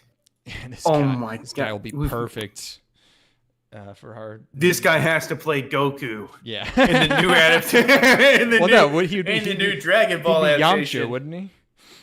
No, I like that they're just totally misread Dragon Ball. Oh, like they're like was like, holy shit, that's our Goku. yeah. That's him right there. It's just like that image where Goku is lying on the ground, seriously injured. In the crater. It's very famous. Everyone, we need to recreate that for the fans. I'm sorry. You said you were going to read the material before we started. Do you not remember when Goku got his ass beat and was in the crater? Come on, guys. Yeah. You can't be the only one here doing work. Make the fans happy here. His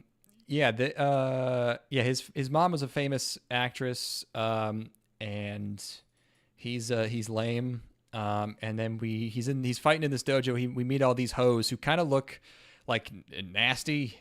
They're drawn more masculine than he, except for the redhead. She looks nice, but the other ones are drawn like weird. I like the shogi one.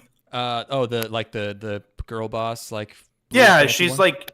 No. I like the green. I like the one that's like the hyenas from Lion King. Yeah, they're drawn like the hyena. They're drawn like fucking like L or something. I don't know. Like if L was the Grinch. You look at this. There are the feats. This is a little underwhelming. I gotta say, I want to see more effort next time. I can't even identify whose feet are which. It's more detail than a shot like this would normally get. You know, you can know there's some sickos making this one, and then this one's like almost a cool Bishonen like. I mean, that's pretty. I mean, she's pretty good too. Again, very Grinchy. I don't know. And then this one is just a dude. This is like a character from that show where the boys are all authors. You know, like they're in their. This is the best. This is the best girl. This is the best a one. Dude. Just stop it. No, it's not. It's not a dude. Look at this. I know that everything looks like a dude to you because that's what you want everything to be. But I like the red-headed one. Because some of us are able to identify the nuances between the genders, and I can tell you right now, this is a girl, and it's the best girl. And there's something about the attitude. There's something about the way that they carry themselves that is just getting me going. Yeah, it's because they look like a dude. Happy D wants to know what we're checking out between seasons. Paranoia Agent is on deck. I might watch some Paranoia Agent. I wanted to watch something spooky. I don't know why. Yeah, it's not even really Halloween season. I don't know, but I guess we're. It's Halloween. End of August. August is beginning of Halloween season. I only have a month left of summer. Please let me don't do this to me yet. Just let me have a few more weeks. So for some of us, it's endless summer. So you better, right. Don't take my limited summer away from me by being I don't remember what fall feels like. I haven't actually seen fall in 8 years, so fall can be wherever I want it to be, whenever I want it to be, and it starts now. I'm sorry, I'm going to watch The Shining after we are done tonight, and I will not apologize, and I don't care. This is self-preservation for me. Eat a whole bag of Dr. Goodbars, yeah. I'm in the process of doing so right now. I feel disgusting. Yes, but yeah, in this show, his mom's dead now. There's some weird. This show is like in the wrong order. I don't know, because like he's clearly going to school, but then in the next scene he's like moving into a house. Like how is he just moving in now? But he's already been to school. Wouldn't you move in before you have to go to school? I don't know. He doesn't explain why he's. I guess is he in a new town? I don't know what the fuck's going on. But he's been invited to live in this house by a strange benefactor who knew his mom, and his daughters are these three girl bosses. So he lives with them. They're nasty. Their house is gross. They're insanely rich, but I guess they don't have maids or anything like that. Butler. This is a restrained horniness that starts to like really fuck with the brain of the people making this, right? So they're trying to they can't structure it right because they're like they want to be smacking their shit while writing this. Like they can't structure the show because it's so horny, but it's not the kind of show where they can really just like have full on like tits out and like girls bent over and their asses spread and shit in the first episode. So it's a slower roll than you might expect, which means that they can't really focus on putting all the pieces together in the right place. So it's a bit of a sloppy mess. Yeah. Since one of you loves looking at cute characters while desperately wanting them to be boys, I think checking out more of the Summer Hikaru died for a spooky anime, since it's actually spooky and gay. Wow, that's 2 for 2 for things Ethan likes. Yeah, he's talking about you, dude. No, actually. No, because I'm the one who understands that they're not boys, and you're the guy that's like insisting that they are. So you understand that even though they look like boys, they're not, which means you're willing to overlook that fact.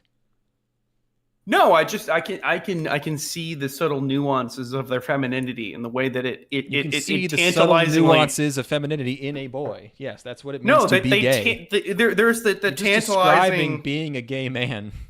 There's this sort of tantalizing eroticism to the androgyny. You're like, oh no, it's actually very straight because I'm seeing the pussiness in his asshole. I'm feeling it as I'm fucking him. I'm feeling like the pussy-like textures in his butt. You know, I'm understanding the ways in which this butt feels like a wet pussy, but it's like I understand it. straight on a cerebral level in a way that you can never understand. You could not possibly. How dare you? You have to be. Your idea of straight is so unnuanced and so pedestrian and lower class that the only way you can conceive of being straight is big bimbos with real pussies. Yeah, I'm into big bimbos. That's what I'm all about. Yeah, no, you're just like, oh, this is obviously a woman, and I have to pretend that's the only thing I'm into because if anybody sees me, this is such an Austin guy like new male thing. Like, oh well, your sexuality is so old fashioned. It's like you only will, you won't even understand. Fuck girls. Yeah, you just fuck girls. You don't even. You're so restrained. You need to go throw axes and then fuck a dude. I have been banging the drum for tall women for 8 years. How dare 8 years longer than that? I've been banging the drum for tall girls that look like guys since high school. How dare you?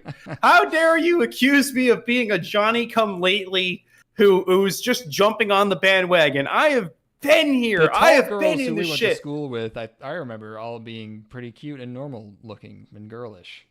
I don't know. That's because you're gay. Because I remember how they look. Yeah, you have a recollection that's heavily distorted. Okay. Unlike me, where I can be like, well, they were perhaps a little bit more androgynous, where you have to whitewash it in your head. You have to deny the truth. You can't believe your own lying eyes, and you're coping.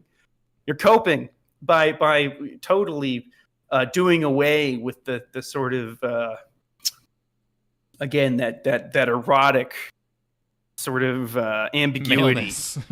Yeah. No, sorry. I'm so stuck in my ways. I'm not despite all your rage. I'm you're still not really fucking gay. You're still really fucking gay. Yeah.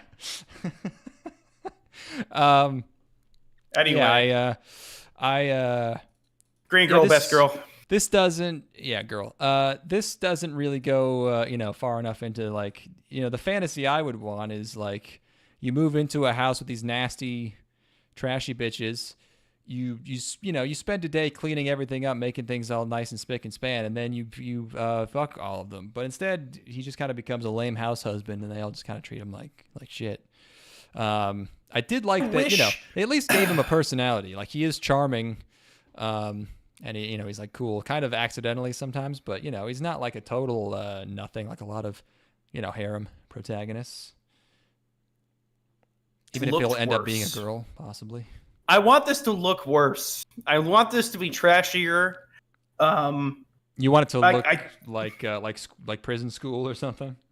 That's there's a show later on that I really want to look like prison school. Oh, I see. Yeah. But this one I feel like it's not trashy enough. I get some feet, which again like is not my thing. neither is girls who are put in a position where they have to pee themselves. That's not my thing either. I just felt like bringing that. Yeah, just throwing that out there. Well, if we're on the topic, yeah. Well, we're talking about that things that I don't specific like. Thing.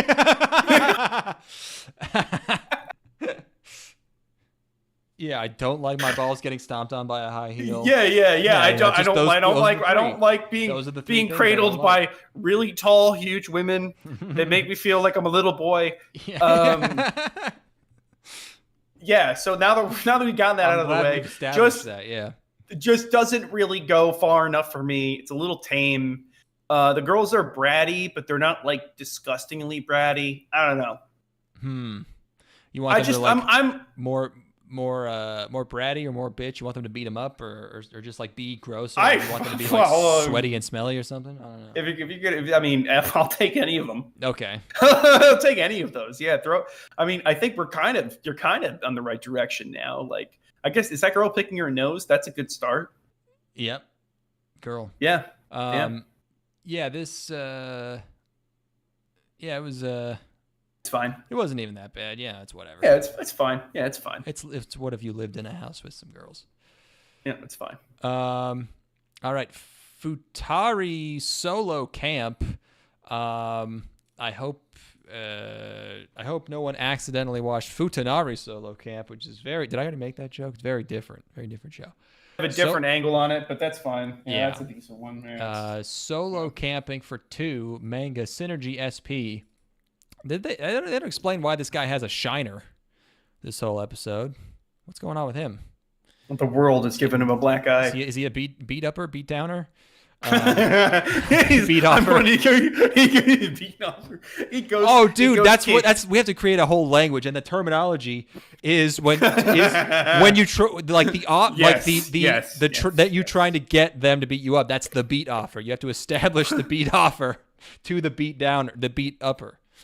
There's the beat offer, and then there's the beat off, which is when the actual thing takes place. Yeah. Yes, that's the scrum. Yep. Yeah.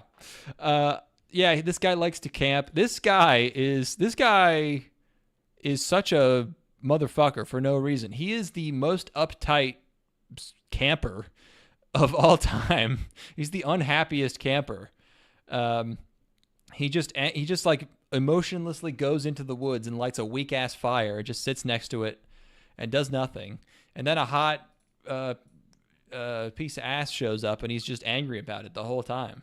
And then she makes him chicken and he's still mad. And then she threatens to kill herself if he doesn't camp with her, and he's really mad about that. Why does he have this is crazy. He has like isekai side character shading. He's got the show looks bad. It's like it's very like kind of it's like too bright colors, you know. It's like very basic coloring. It's very low production value. Everything's pretty by the numbers. It doesn't. Oh wait, hold on. What the fuck is this? What? Hold the fucking phone. I was looking at the additional. I was looking at the supporting cast. Oh my gosh. Is there a cute boy that you like? No.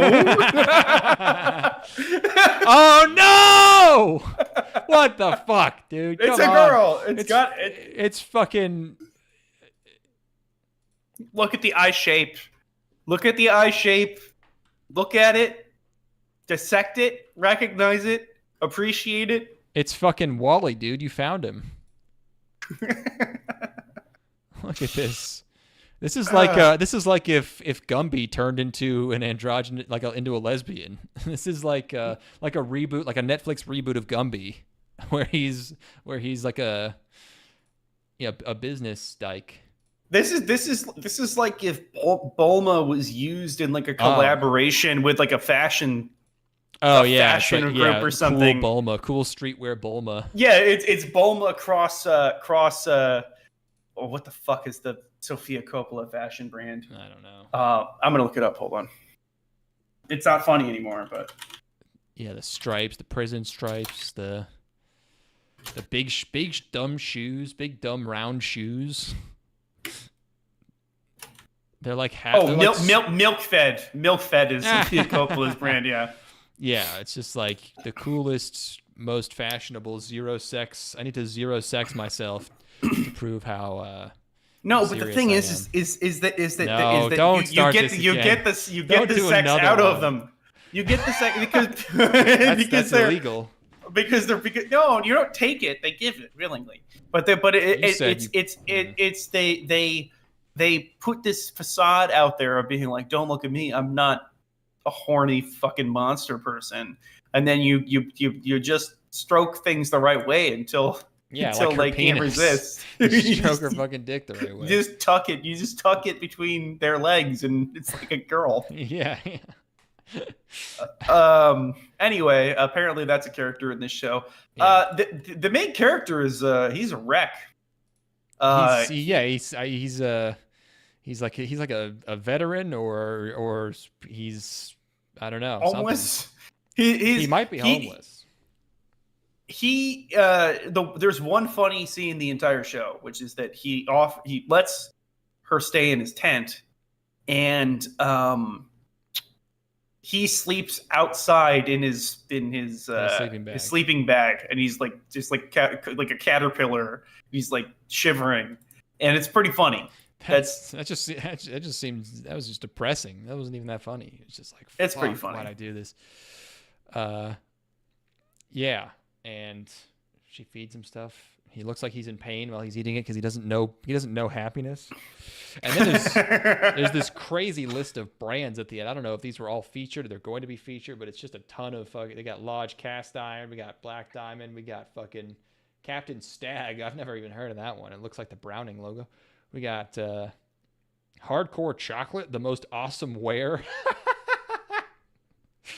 The most awesome wear. I'm going to buy one piece of merchandise from Abercrombie. Is that A&F? Isn't Abercrombie and Fitch? Where? Oh, A&F Corporation? No, it's like a tent is the logo. There's no way. Well, Abercrombie and Fitch started as a camping company. Oh, what? Yeah. Abercrombie and Fitch. Oh, wow, yeah. Huh. But yeah, no, they apparently in Japan, that's how they present I guess in Japan they're still doing camping stuff. They're not doing naked teens. They're not doing black and white naked teens.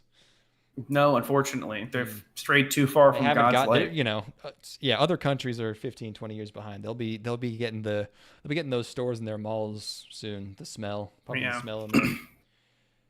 Honestly, Japan should go through an early 2000s, like on the radio. Hollister, Abercrombie and Fitch. I feel like they've been in that for at least 10 years. I feel like they're always like 10% in that. But I don't see guys walking around with like polo shirts and cargo shorts. You know, nobody looks like nobody's in the 2009. Not the 2009 remake of Friday the 13th, you know, like that's what I'm looking for. Yeah, that would be nice. We should bring that over there. Yeah, we should be trendsetters. They would love it there. Yeah, that was this show. I don't know. It's nothing.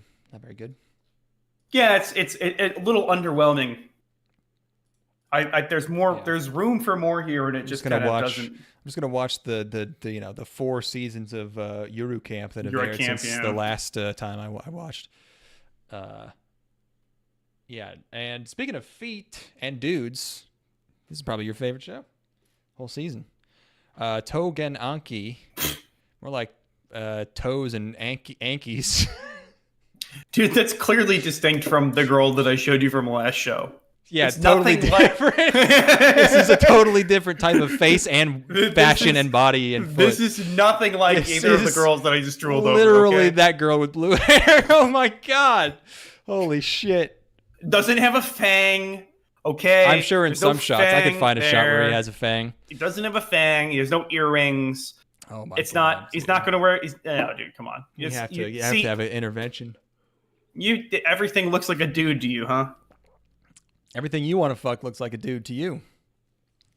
No, it doesn't. That's what I say. That's what I say. I said it's not true. You're lying. Look, I'm playing I have the pictures on the screen. People can decide for themselves, man. I don't even need to. I think it's evident. Anybody with eyes. Anybody with eyes. Honestly, fucking blind people could see this. If you presented them with embossed images that they can run their fingers over, they would be able to pretty quickly tell that this is clearly a dude. Once we have the budget, we will do. We'll be able to do a controlled like n equals 100 study of all the dudes that you like, and whether or not people need eyes to tell. I will literally never accept the outcome if it goes against what I'm saying. There's no level of intellectual dishonesty that I am better than. I will stoop to whatever means I have to in order to protect myself. Yeah, never give up. Fucking no, I will fucking sue you in court. I will take you to small claims for damages. It just gets thrown out immediately. Like those judges, like those are dudes. I don't know. Obviously, those are women. You can tell. There's a fang. Court. That's a 5-4 in my direction. Of course, that's honestly maybe even a 7-2. You think it's gonna be a 7-2? It's a 7-2. Yeah, there's going to be the two justices that were appointed by George W. Bush, and then everybody else is on my side. You're gonna get Clarence Thomas to speak in court for the first time in 30 years. Like it's gonna be the first one he's cared about in since the 80s. You're gonna have Justice Thomas like animated like screaming behind the bench. Yeah, well we'll see. I'll see you in court, pal. Yeah, I can't wait. You better lawyer up, asshole. Oh yeah, you're up a lawyer's asshole. That's yeah. How about that? Yeah, it's a girl. Damn it! I forgot to say a boy lawyer. Oh, boyer. Yeah, a boy. Yeah, you need to boy her up. All right, stop. We're done. Your Honor. I have brought an animator over from Japan, and this whole court's out of boider. This is an episode 3 level of bad jokes. This is fucked. This is terrible. Your Honor, as you can see, I have fan drawn images of this girl. Now, when you remove these articles of clothing, what do you see here? Now let's review. Let's look at intense gavel hitting. Just this is Oliver. This is directed by Oliver Stone. This is like we're going full JFK with it. Man, we started this episode off so strong with beat uppers, and I think now this is it's all just, gold. This is a nightmare. I'm having fun with it. I feel like we can't escape. Let's just jam through these. Let's get out of this. Yeah, this character design is, well, I feel like we've already said enough about it, but yeah, I'm not a fan. He's an airsoft enthusiast, this kid, and he fights his dad. He got kicked out of school. And then there's a meteor thing that lands in the street, and he gets picked up. Oh, there is a backstory at the beginning where there used to be demons, there used to be Oni, and they fought people, and then Momotaro beat the demons. I can't believe you said this whole court is out of order. Don't bring it up. I wasn't. Don't remind me of that one. It's so funny. It's not good. That's a bad one. We can't do this again. I have to. We can't do this again. We can't do it. 34 is too much. Like you were saying, you never had to do this. I never. You were like, I'm gonna watch all 40 shows every season. And I was like, are you sure? I remember having at least one conversation, probably on the podcast that I could find, where I was like, I can't wait for this to destroy you. There's absolutely no way you can watch every show every season. You're I'm doing it. It's This is like at the end of Evangelion 2.22. You're Rey. You're inside the Evangelion, and I am reaching inside, and I'm gonna pull you out. My whole naked. It was made for me. I would pull you naked out of the Evangelion unit, and then we will embrace each other in the sky, and then you will turn into my Walkman. And then Happy D's Kaoru was watching us from the moon, jerking off. Yeah, jerking it. Kaoru, good-looking girl, by the way. But anyway. They start getting chased by these Oni hunters. They got to skip town. His dad's driving, and he tells them very quickly that he is adopted. He was descended from Oni, from an Oni or some Oni. And then his dad fights the evil version of his dad. They look the same. They're like the same guy. It's like Gandalf and White Gandalf or whatever. And they fight with like black cloud swords. And then this shit is so fucking chuny ass. He turns into he gets mad that evil dad is beating up his dad, so he goes demon mode, and he looks so fucking stupid. Look at this shit, dog. Those are his eyebrows. I love this. It is. This is perfect. It looks like it looks even worse than like a PS1 cutscene in like a Spider-Man game, and it's Carnage. It is just ridiculous. And he's like, there's blood everywhere. I was entirely distracted here because I'm going to propose a new character where we show? obviously have we we have Truck-kun, of course, who is I propose we have Warehouse-kun. Which is actually probably shouldn't say that out loud in public. Ooh, but yeah, he's gotta be.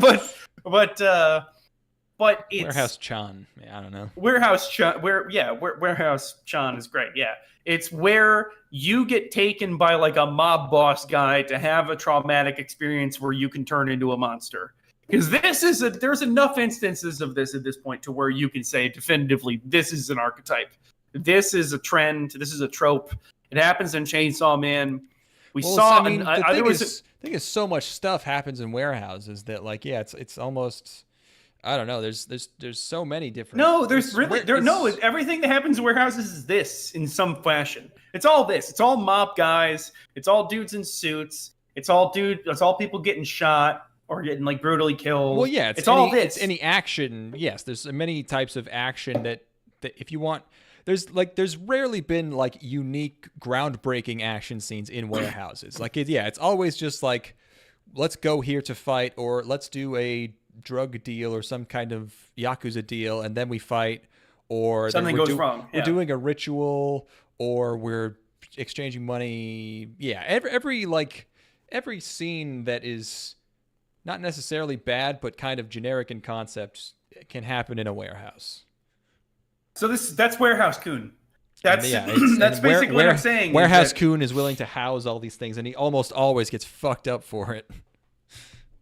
That's that's what I'm saying. Like that's when you have a show, you know, if anything is, you go to a warehouse, somebody's getting killed, somebody's friend is getting killed. Whatever happens, the main character is going to leave there changed in some way. This is the inciting incident of the rest of the show. Is they're going into crime. They're going to be an anti-hero. That's Warehouse-kun. In the way that you get Truck-kun, you get taken to an isekai. If you get Warehouse-kun, you're getting to take into some chuny bullshit.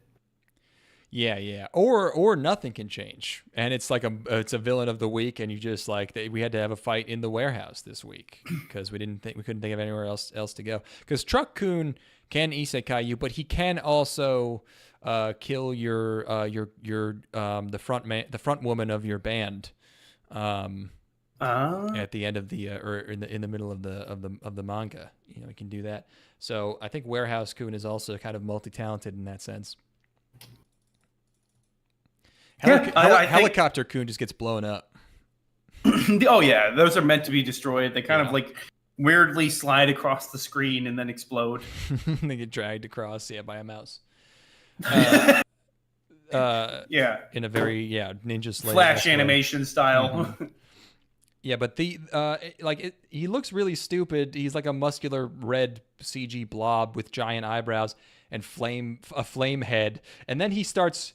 Then he summons like goo weapons out of himself, but like they're just dripping with goo, but they're like perfect mechanical objects. They're not like they're not like Cronenberg like bio weapons, like body horror stuff. They're not shooting teeth.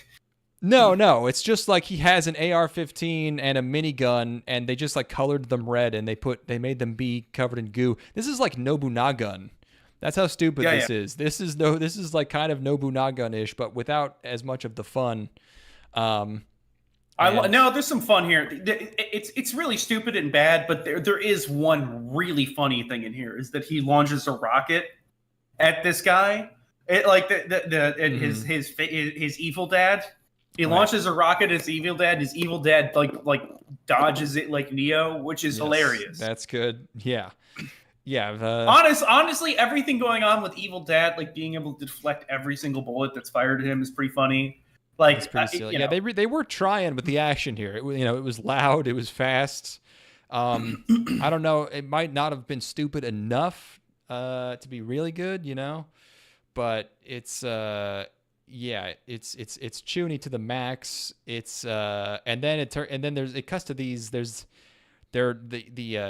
The puppet masters are these fucking mummy guys sitting in chairs, which is kind of weird and cool. It's a cool visual. It's honestly not all bad, but no, not for me. There's just no reason. There's just no you can't find a good enough reason to watch this. Yeah. If you're a young fiery lad and you're like, I need to. You've exhausted everything else. If I was like, what if I got really angry and powered up, but I don't want to watch Dragon Ball Z because it's old? Then I don't know. There's probably still a lot of better stuff. But next, Utagoe wa Mille-Feuille. I don't know why this one's French. Harmony of the Mille-Feuille. This is a, quote, music-themed mixed media project, okay, featuring themes of a cappella, that's your favorite. That's your second favorite thing besides men. High school girls. Don't even get me started about barbershop quartets. Oh, yeah. Boy. And so a cappella, high school girls, and complex.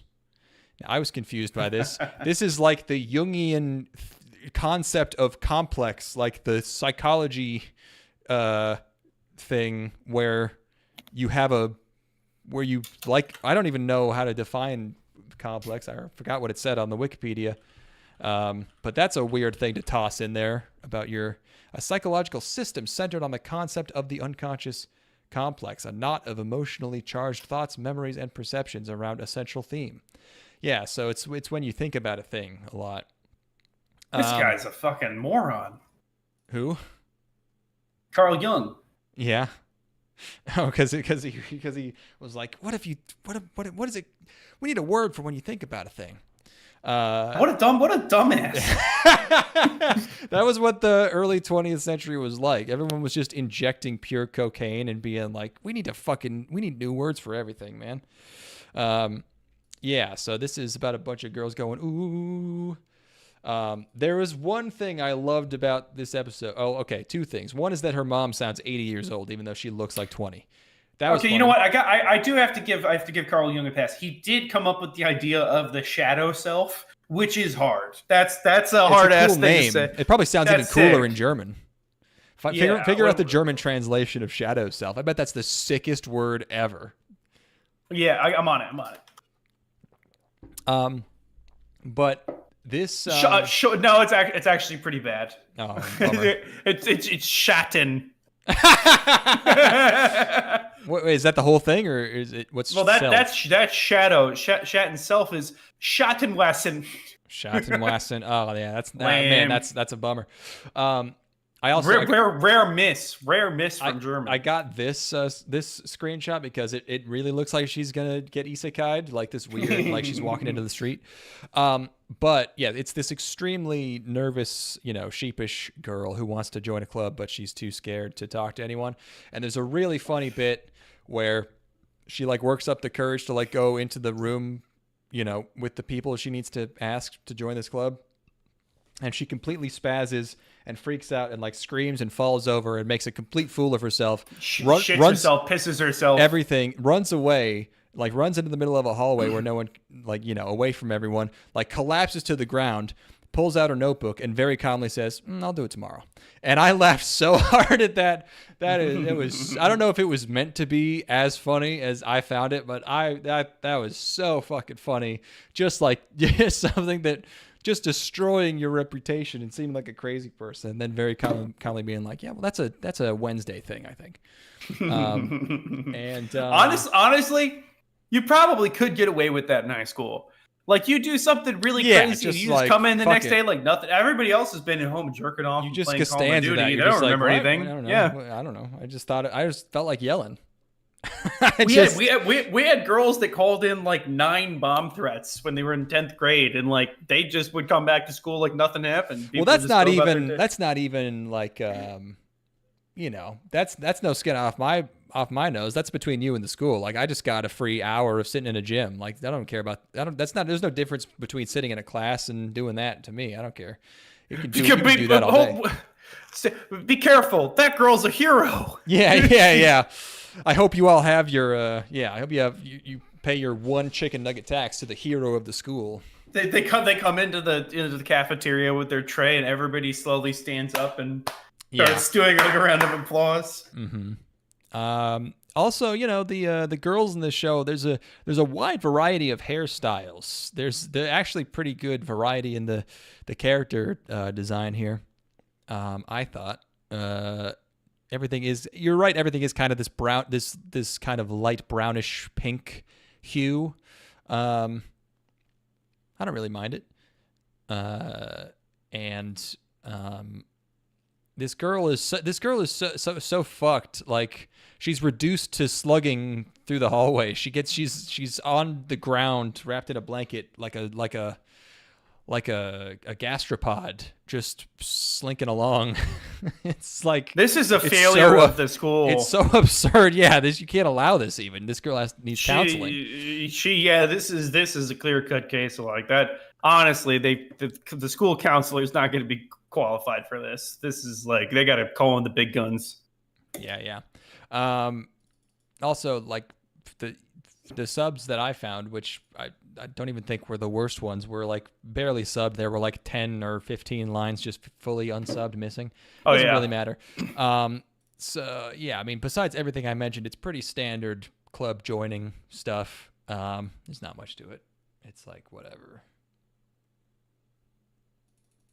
Yeah, it's it has acapella. That's an immediate zero for me. Yeah, if you don't like acapella singing, probably not for you. I doubt there will even be that much, but you really didn't. Yeah, you hate it. I hate it, and I hate this, and I hate that they at the end of the episode they sing like 8 bars from the song.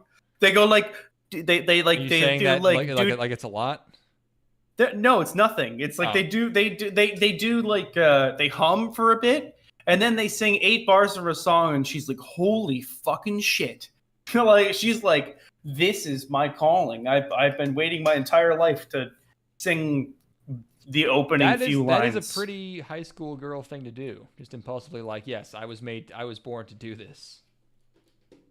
Yeah. No, not for me. I don't hate it. I don't actually hate it, of course, because like but I could see it. Anytime I see acapella, I'm like, oh yes. Yeah, I have a spiritual opposition to this kind of media. No matter what changes we make to these seasonal impressions, I will make you watch every show involving acapella for the rest of the time. That's if that's what it takes. It's fair. To where we don't have to watch 34 episodes a season, if we don't have to dedicate basically entire half day of our lives to watching every single show, I'll fully gladly watch that acapella stuff. Hell yeah. Let's get out of here. Let's wrap this fucking shit up. Let's do it. Let's end on a fucking high note, actually. Let's end on something. Let's end on a note. Yes, the final show of the season, the brown note, Nukitashi, the animation. Nuki ge mitai na shima ni sunderu watashi wa do surya ii desu ka? What's a flat-chested girl like me to do on an island straight out of a porn game? This main character is not even a girl. Or maybe she isn't. Maybe she's the main character in the VN. I don't know, but it is a great question. I don't know what you do. This is an adult visual novel being adapted by Passion, being adapted by the staff at Passion, who I guess have taken up amphetamines or something. Someone lit a fire under their ass and was like, you know what, we're gonna try real hard on this one. I don't know what the fuck is happening. This is I'm laughing just looking at it. Every time this happens, it's like other interspecies reviewers, it's like, is it just like everyone in the pitch meeting happens to be horny and like, and we're like, you know what, we're gonna fucking kill ourselves like doing this one. Like, where can this even air? Where can this be? Who cares? I'm just curious. I mean, if you make it, they will come. So this is about an island. For the purpose of there's a nipple in that one. I mean, no, there's not. There could barely get any screenshots from the show. Obviously, there's like perfect. So few scenes that I can take anything from. This is an island for the purpose of lewd sex, specifically, not any of the Japan. I don't know if I don't know if it like it's probably should be translated. I don't know what they're saying. I'm guessing it's probably like maybe casual sex or something like that. But the idea of like a lewd sex as opposed to like a sort of 1984 like for the party reproduction sex, maybe. I don't know. But this is for lewd sex only. And like not only lewd sex, but it's just like uncomfortable looking sex. No one goes to like a comfy spot. Even like I get the appeal of outdoors, but like they're not like under a tree. They're not even on a bench. Everyone's just standing in the road on a sidewalk in the middle of like they are compelled. They are controlled by something beyond this world. This is an episode of like Daimi Dollar where the evil penguins are like beaming sex radio waves into everyone's head, and they all. I was thinking this is horny Twilight Zone. This is horny Twilight Zone where it's the whole show. Yeah. Yes. Yeah. It's like the first episode reads like a Twilight Zone episode. It's like it's a society. It's a society where everyone is compulsively having sex and can't do anything because they're boning too much. They can't even go to succumb to their most base desires as if. Oh my God! What's wrong with this place? Oh, are you a virgin? I'm gonna take your virgin. Yeah, right. I'm gonna get some of your good gravy. Oh no, yeah, it's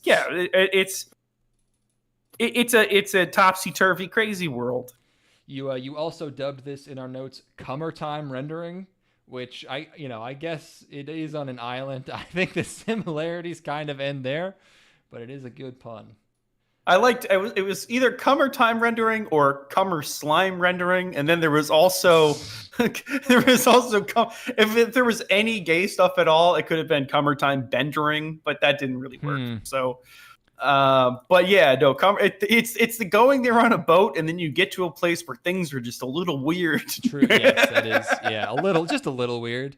Something's a little off here. He should have been totally his character, unaware. He should be like a small town detective, just like walking around being like, what the, something just feels off. And everyone's just 69ing and screaming, scream coming. Frothing at the mouth. Yeah.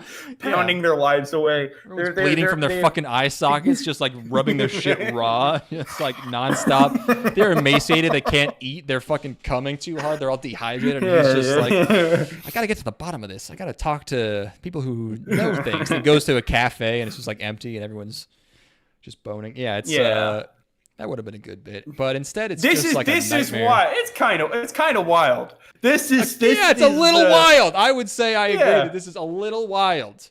It's a little wild. It's a little kooky.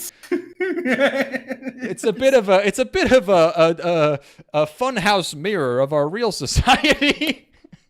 It's every single time that they cut to a wide, I was dying. It's so stupid. It's so, it feels so evil. It's like makes me very uncomfortable. It's like it gives me a bad feeling. I don't know if there's a way to make this like funny or I don't agree. I don't agree at all. This is exactly what I'm looking for. It's just it makes me feel like I'm like in a weed dealer's house and I'm just sitting there and there's like blasting music and I'm just like I want to leave. I don't know if you ever heard about like the stories of people going to work with Kanye like on his albums and he would just have like porn playing on 5 TVs all at the same time. That's kind of what it's like. It's like it's that kind of thing. Yeah. Yeah, where you're like I'm supposed to help you work on this album while people are getting fucked on the screen next to me. Like, it's brilliant. It's brilliant. It just feels like it was made in a kind of manic state. It doesn't feel. It feels like there's no seat belts. Like there's nothing under. There's no safety net anywhere. It's like you truly feel off the rails in a way that like. It feels you feel like you're just at the whim of someone who is like having an episode the you know what it felt like to me? It felt like a 4chan green text or something. It felt like something Yeah. that somebody would type up. It's a society where everybody is compelled to fuck at all times, and people who aren't fucking are then made to fuck through this guillotine contraption where it spreads the woman's legs. I mean, that's where it gets extra. Like, look, I don't want to be a Debbie Downer. I don't want to be a prude over here. But if you in the lore of this show, if you enter into a committed relationship, they strap you to a device that rapes you. That is Yes. what's happening in the silly sex show, and it's just like, man, I don't want to watch this. I mean, at least the protagonist is against that. Yeah, it's also it's like, really breeze over. Like, I don't know what his deal is. He's some kind of spy. He says he has a hobby of making Ona holes with like a 3D printer. I have no idea what's going on with him. This is like an inverse Shimonetta. Where like it's yes. I very much, yeah.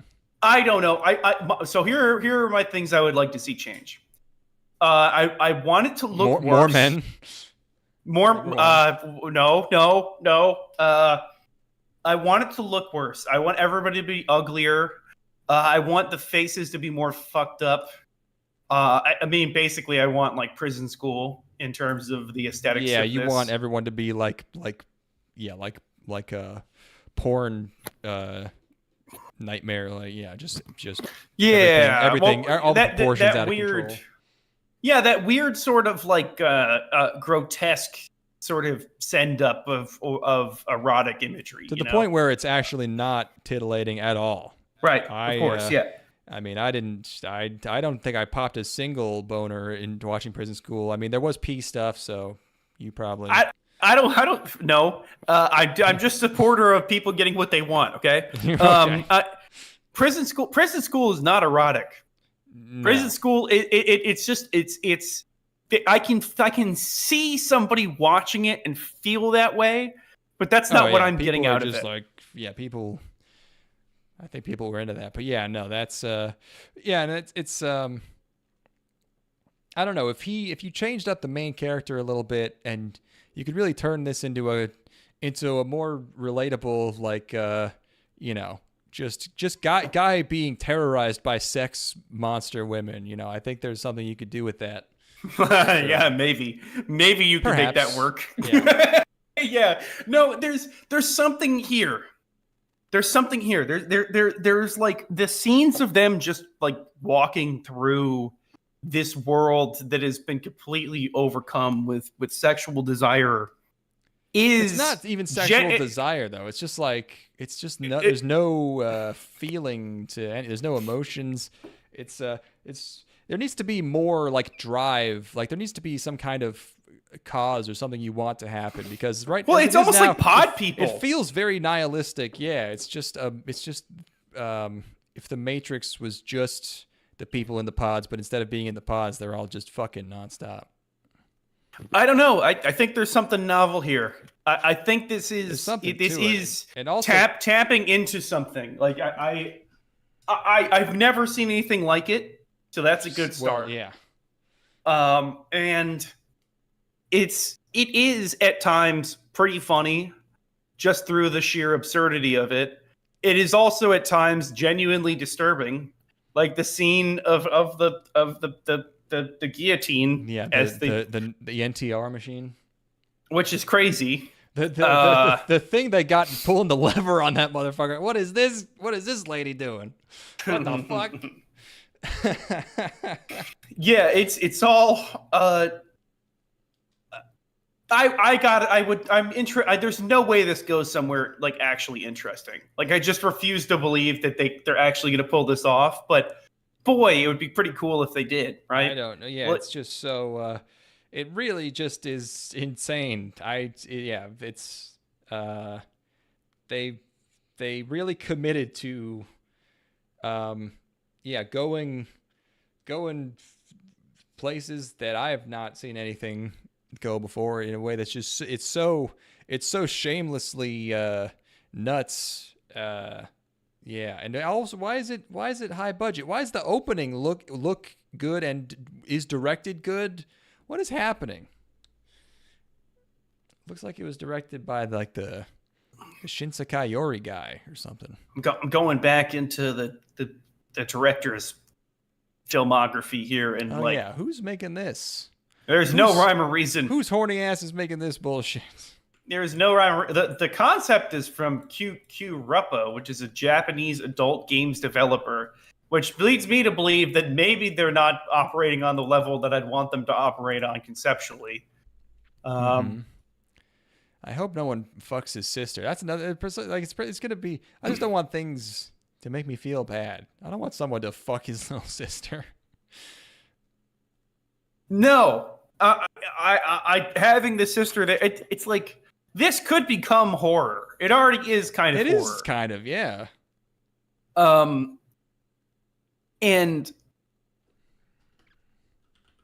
I don't know. I kind of have to see where it goes.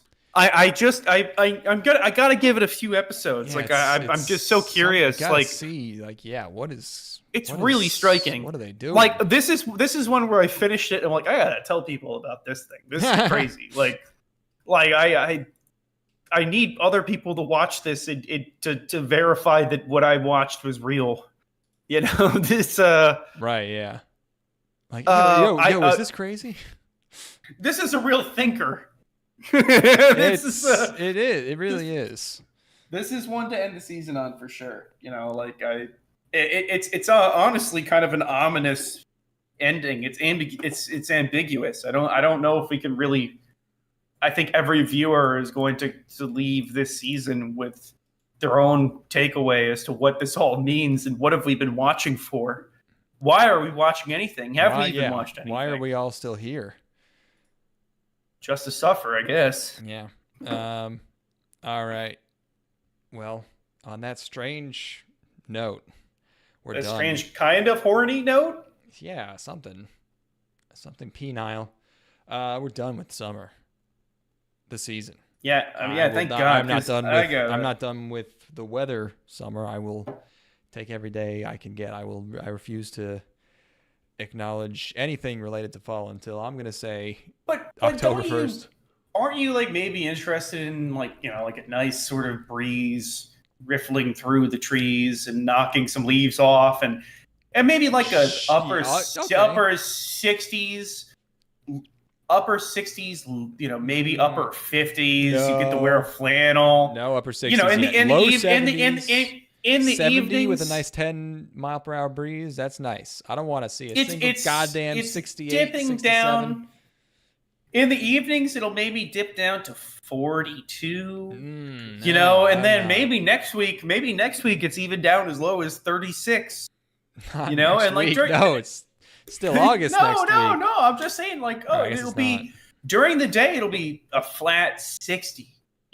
Just like a nice clean 60. In fall, it will be that, and that's what I want. But for the next month, or I guess 20, whatever we have, 25 days, I want Mo summer. Well, what about if it was kind of like overcast and really things start to get dark at about 4:30. You know what I'm talking about? Like in the fall, I will accept that. Yes, when the fall comes. It's not time yet.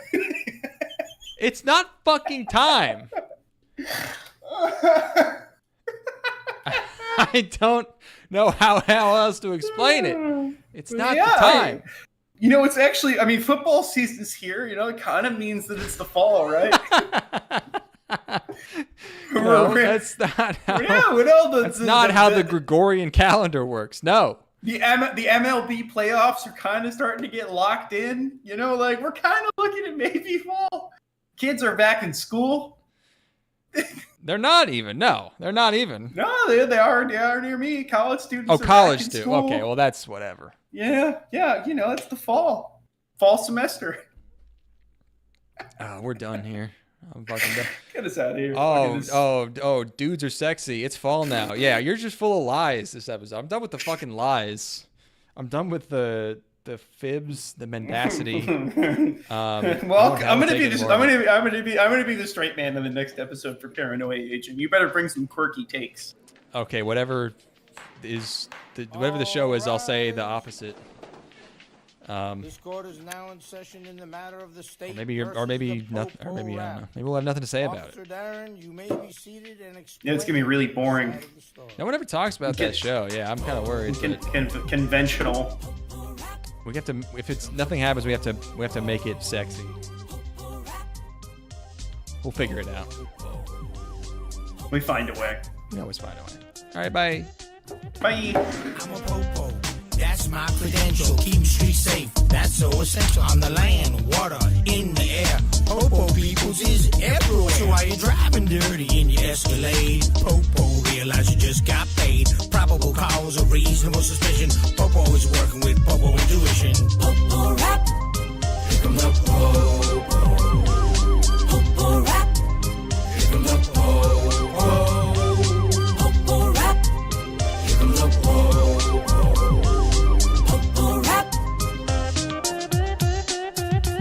I got an AR-15 and a Glock 45, a taser with a laser that'll shock you live. A beanbag shotgun foam to race by the wheel. Trick that crime, that'll knock 'em dead. So you're gonna be naughty and not so nice. Popo man said, yeah, you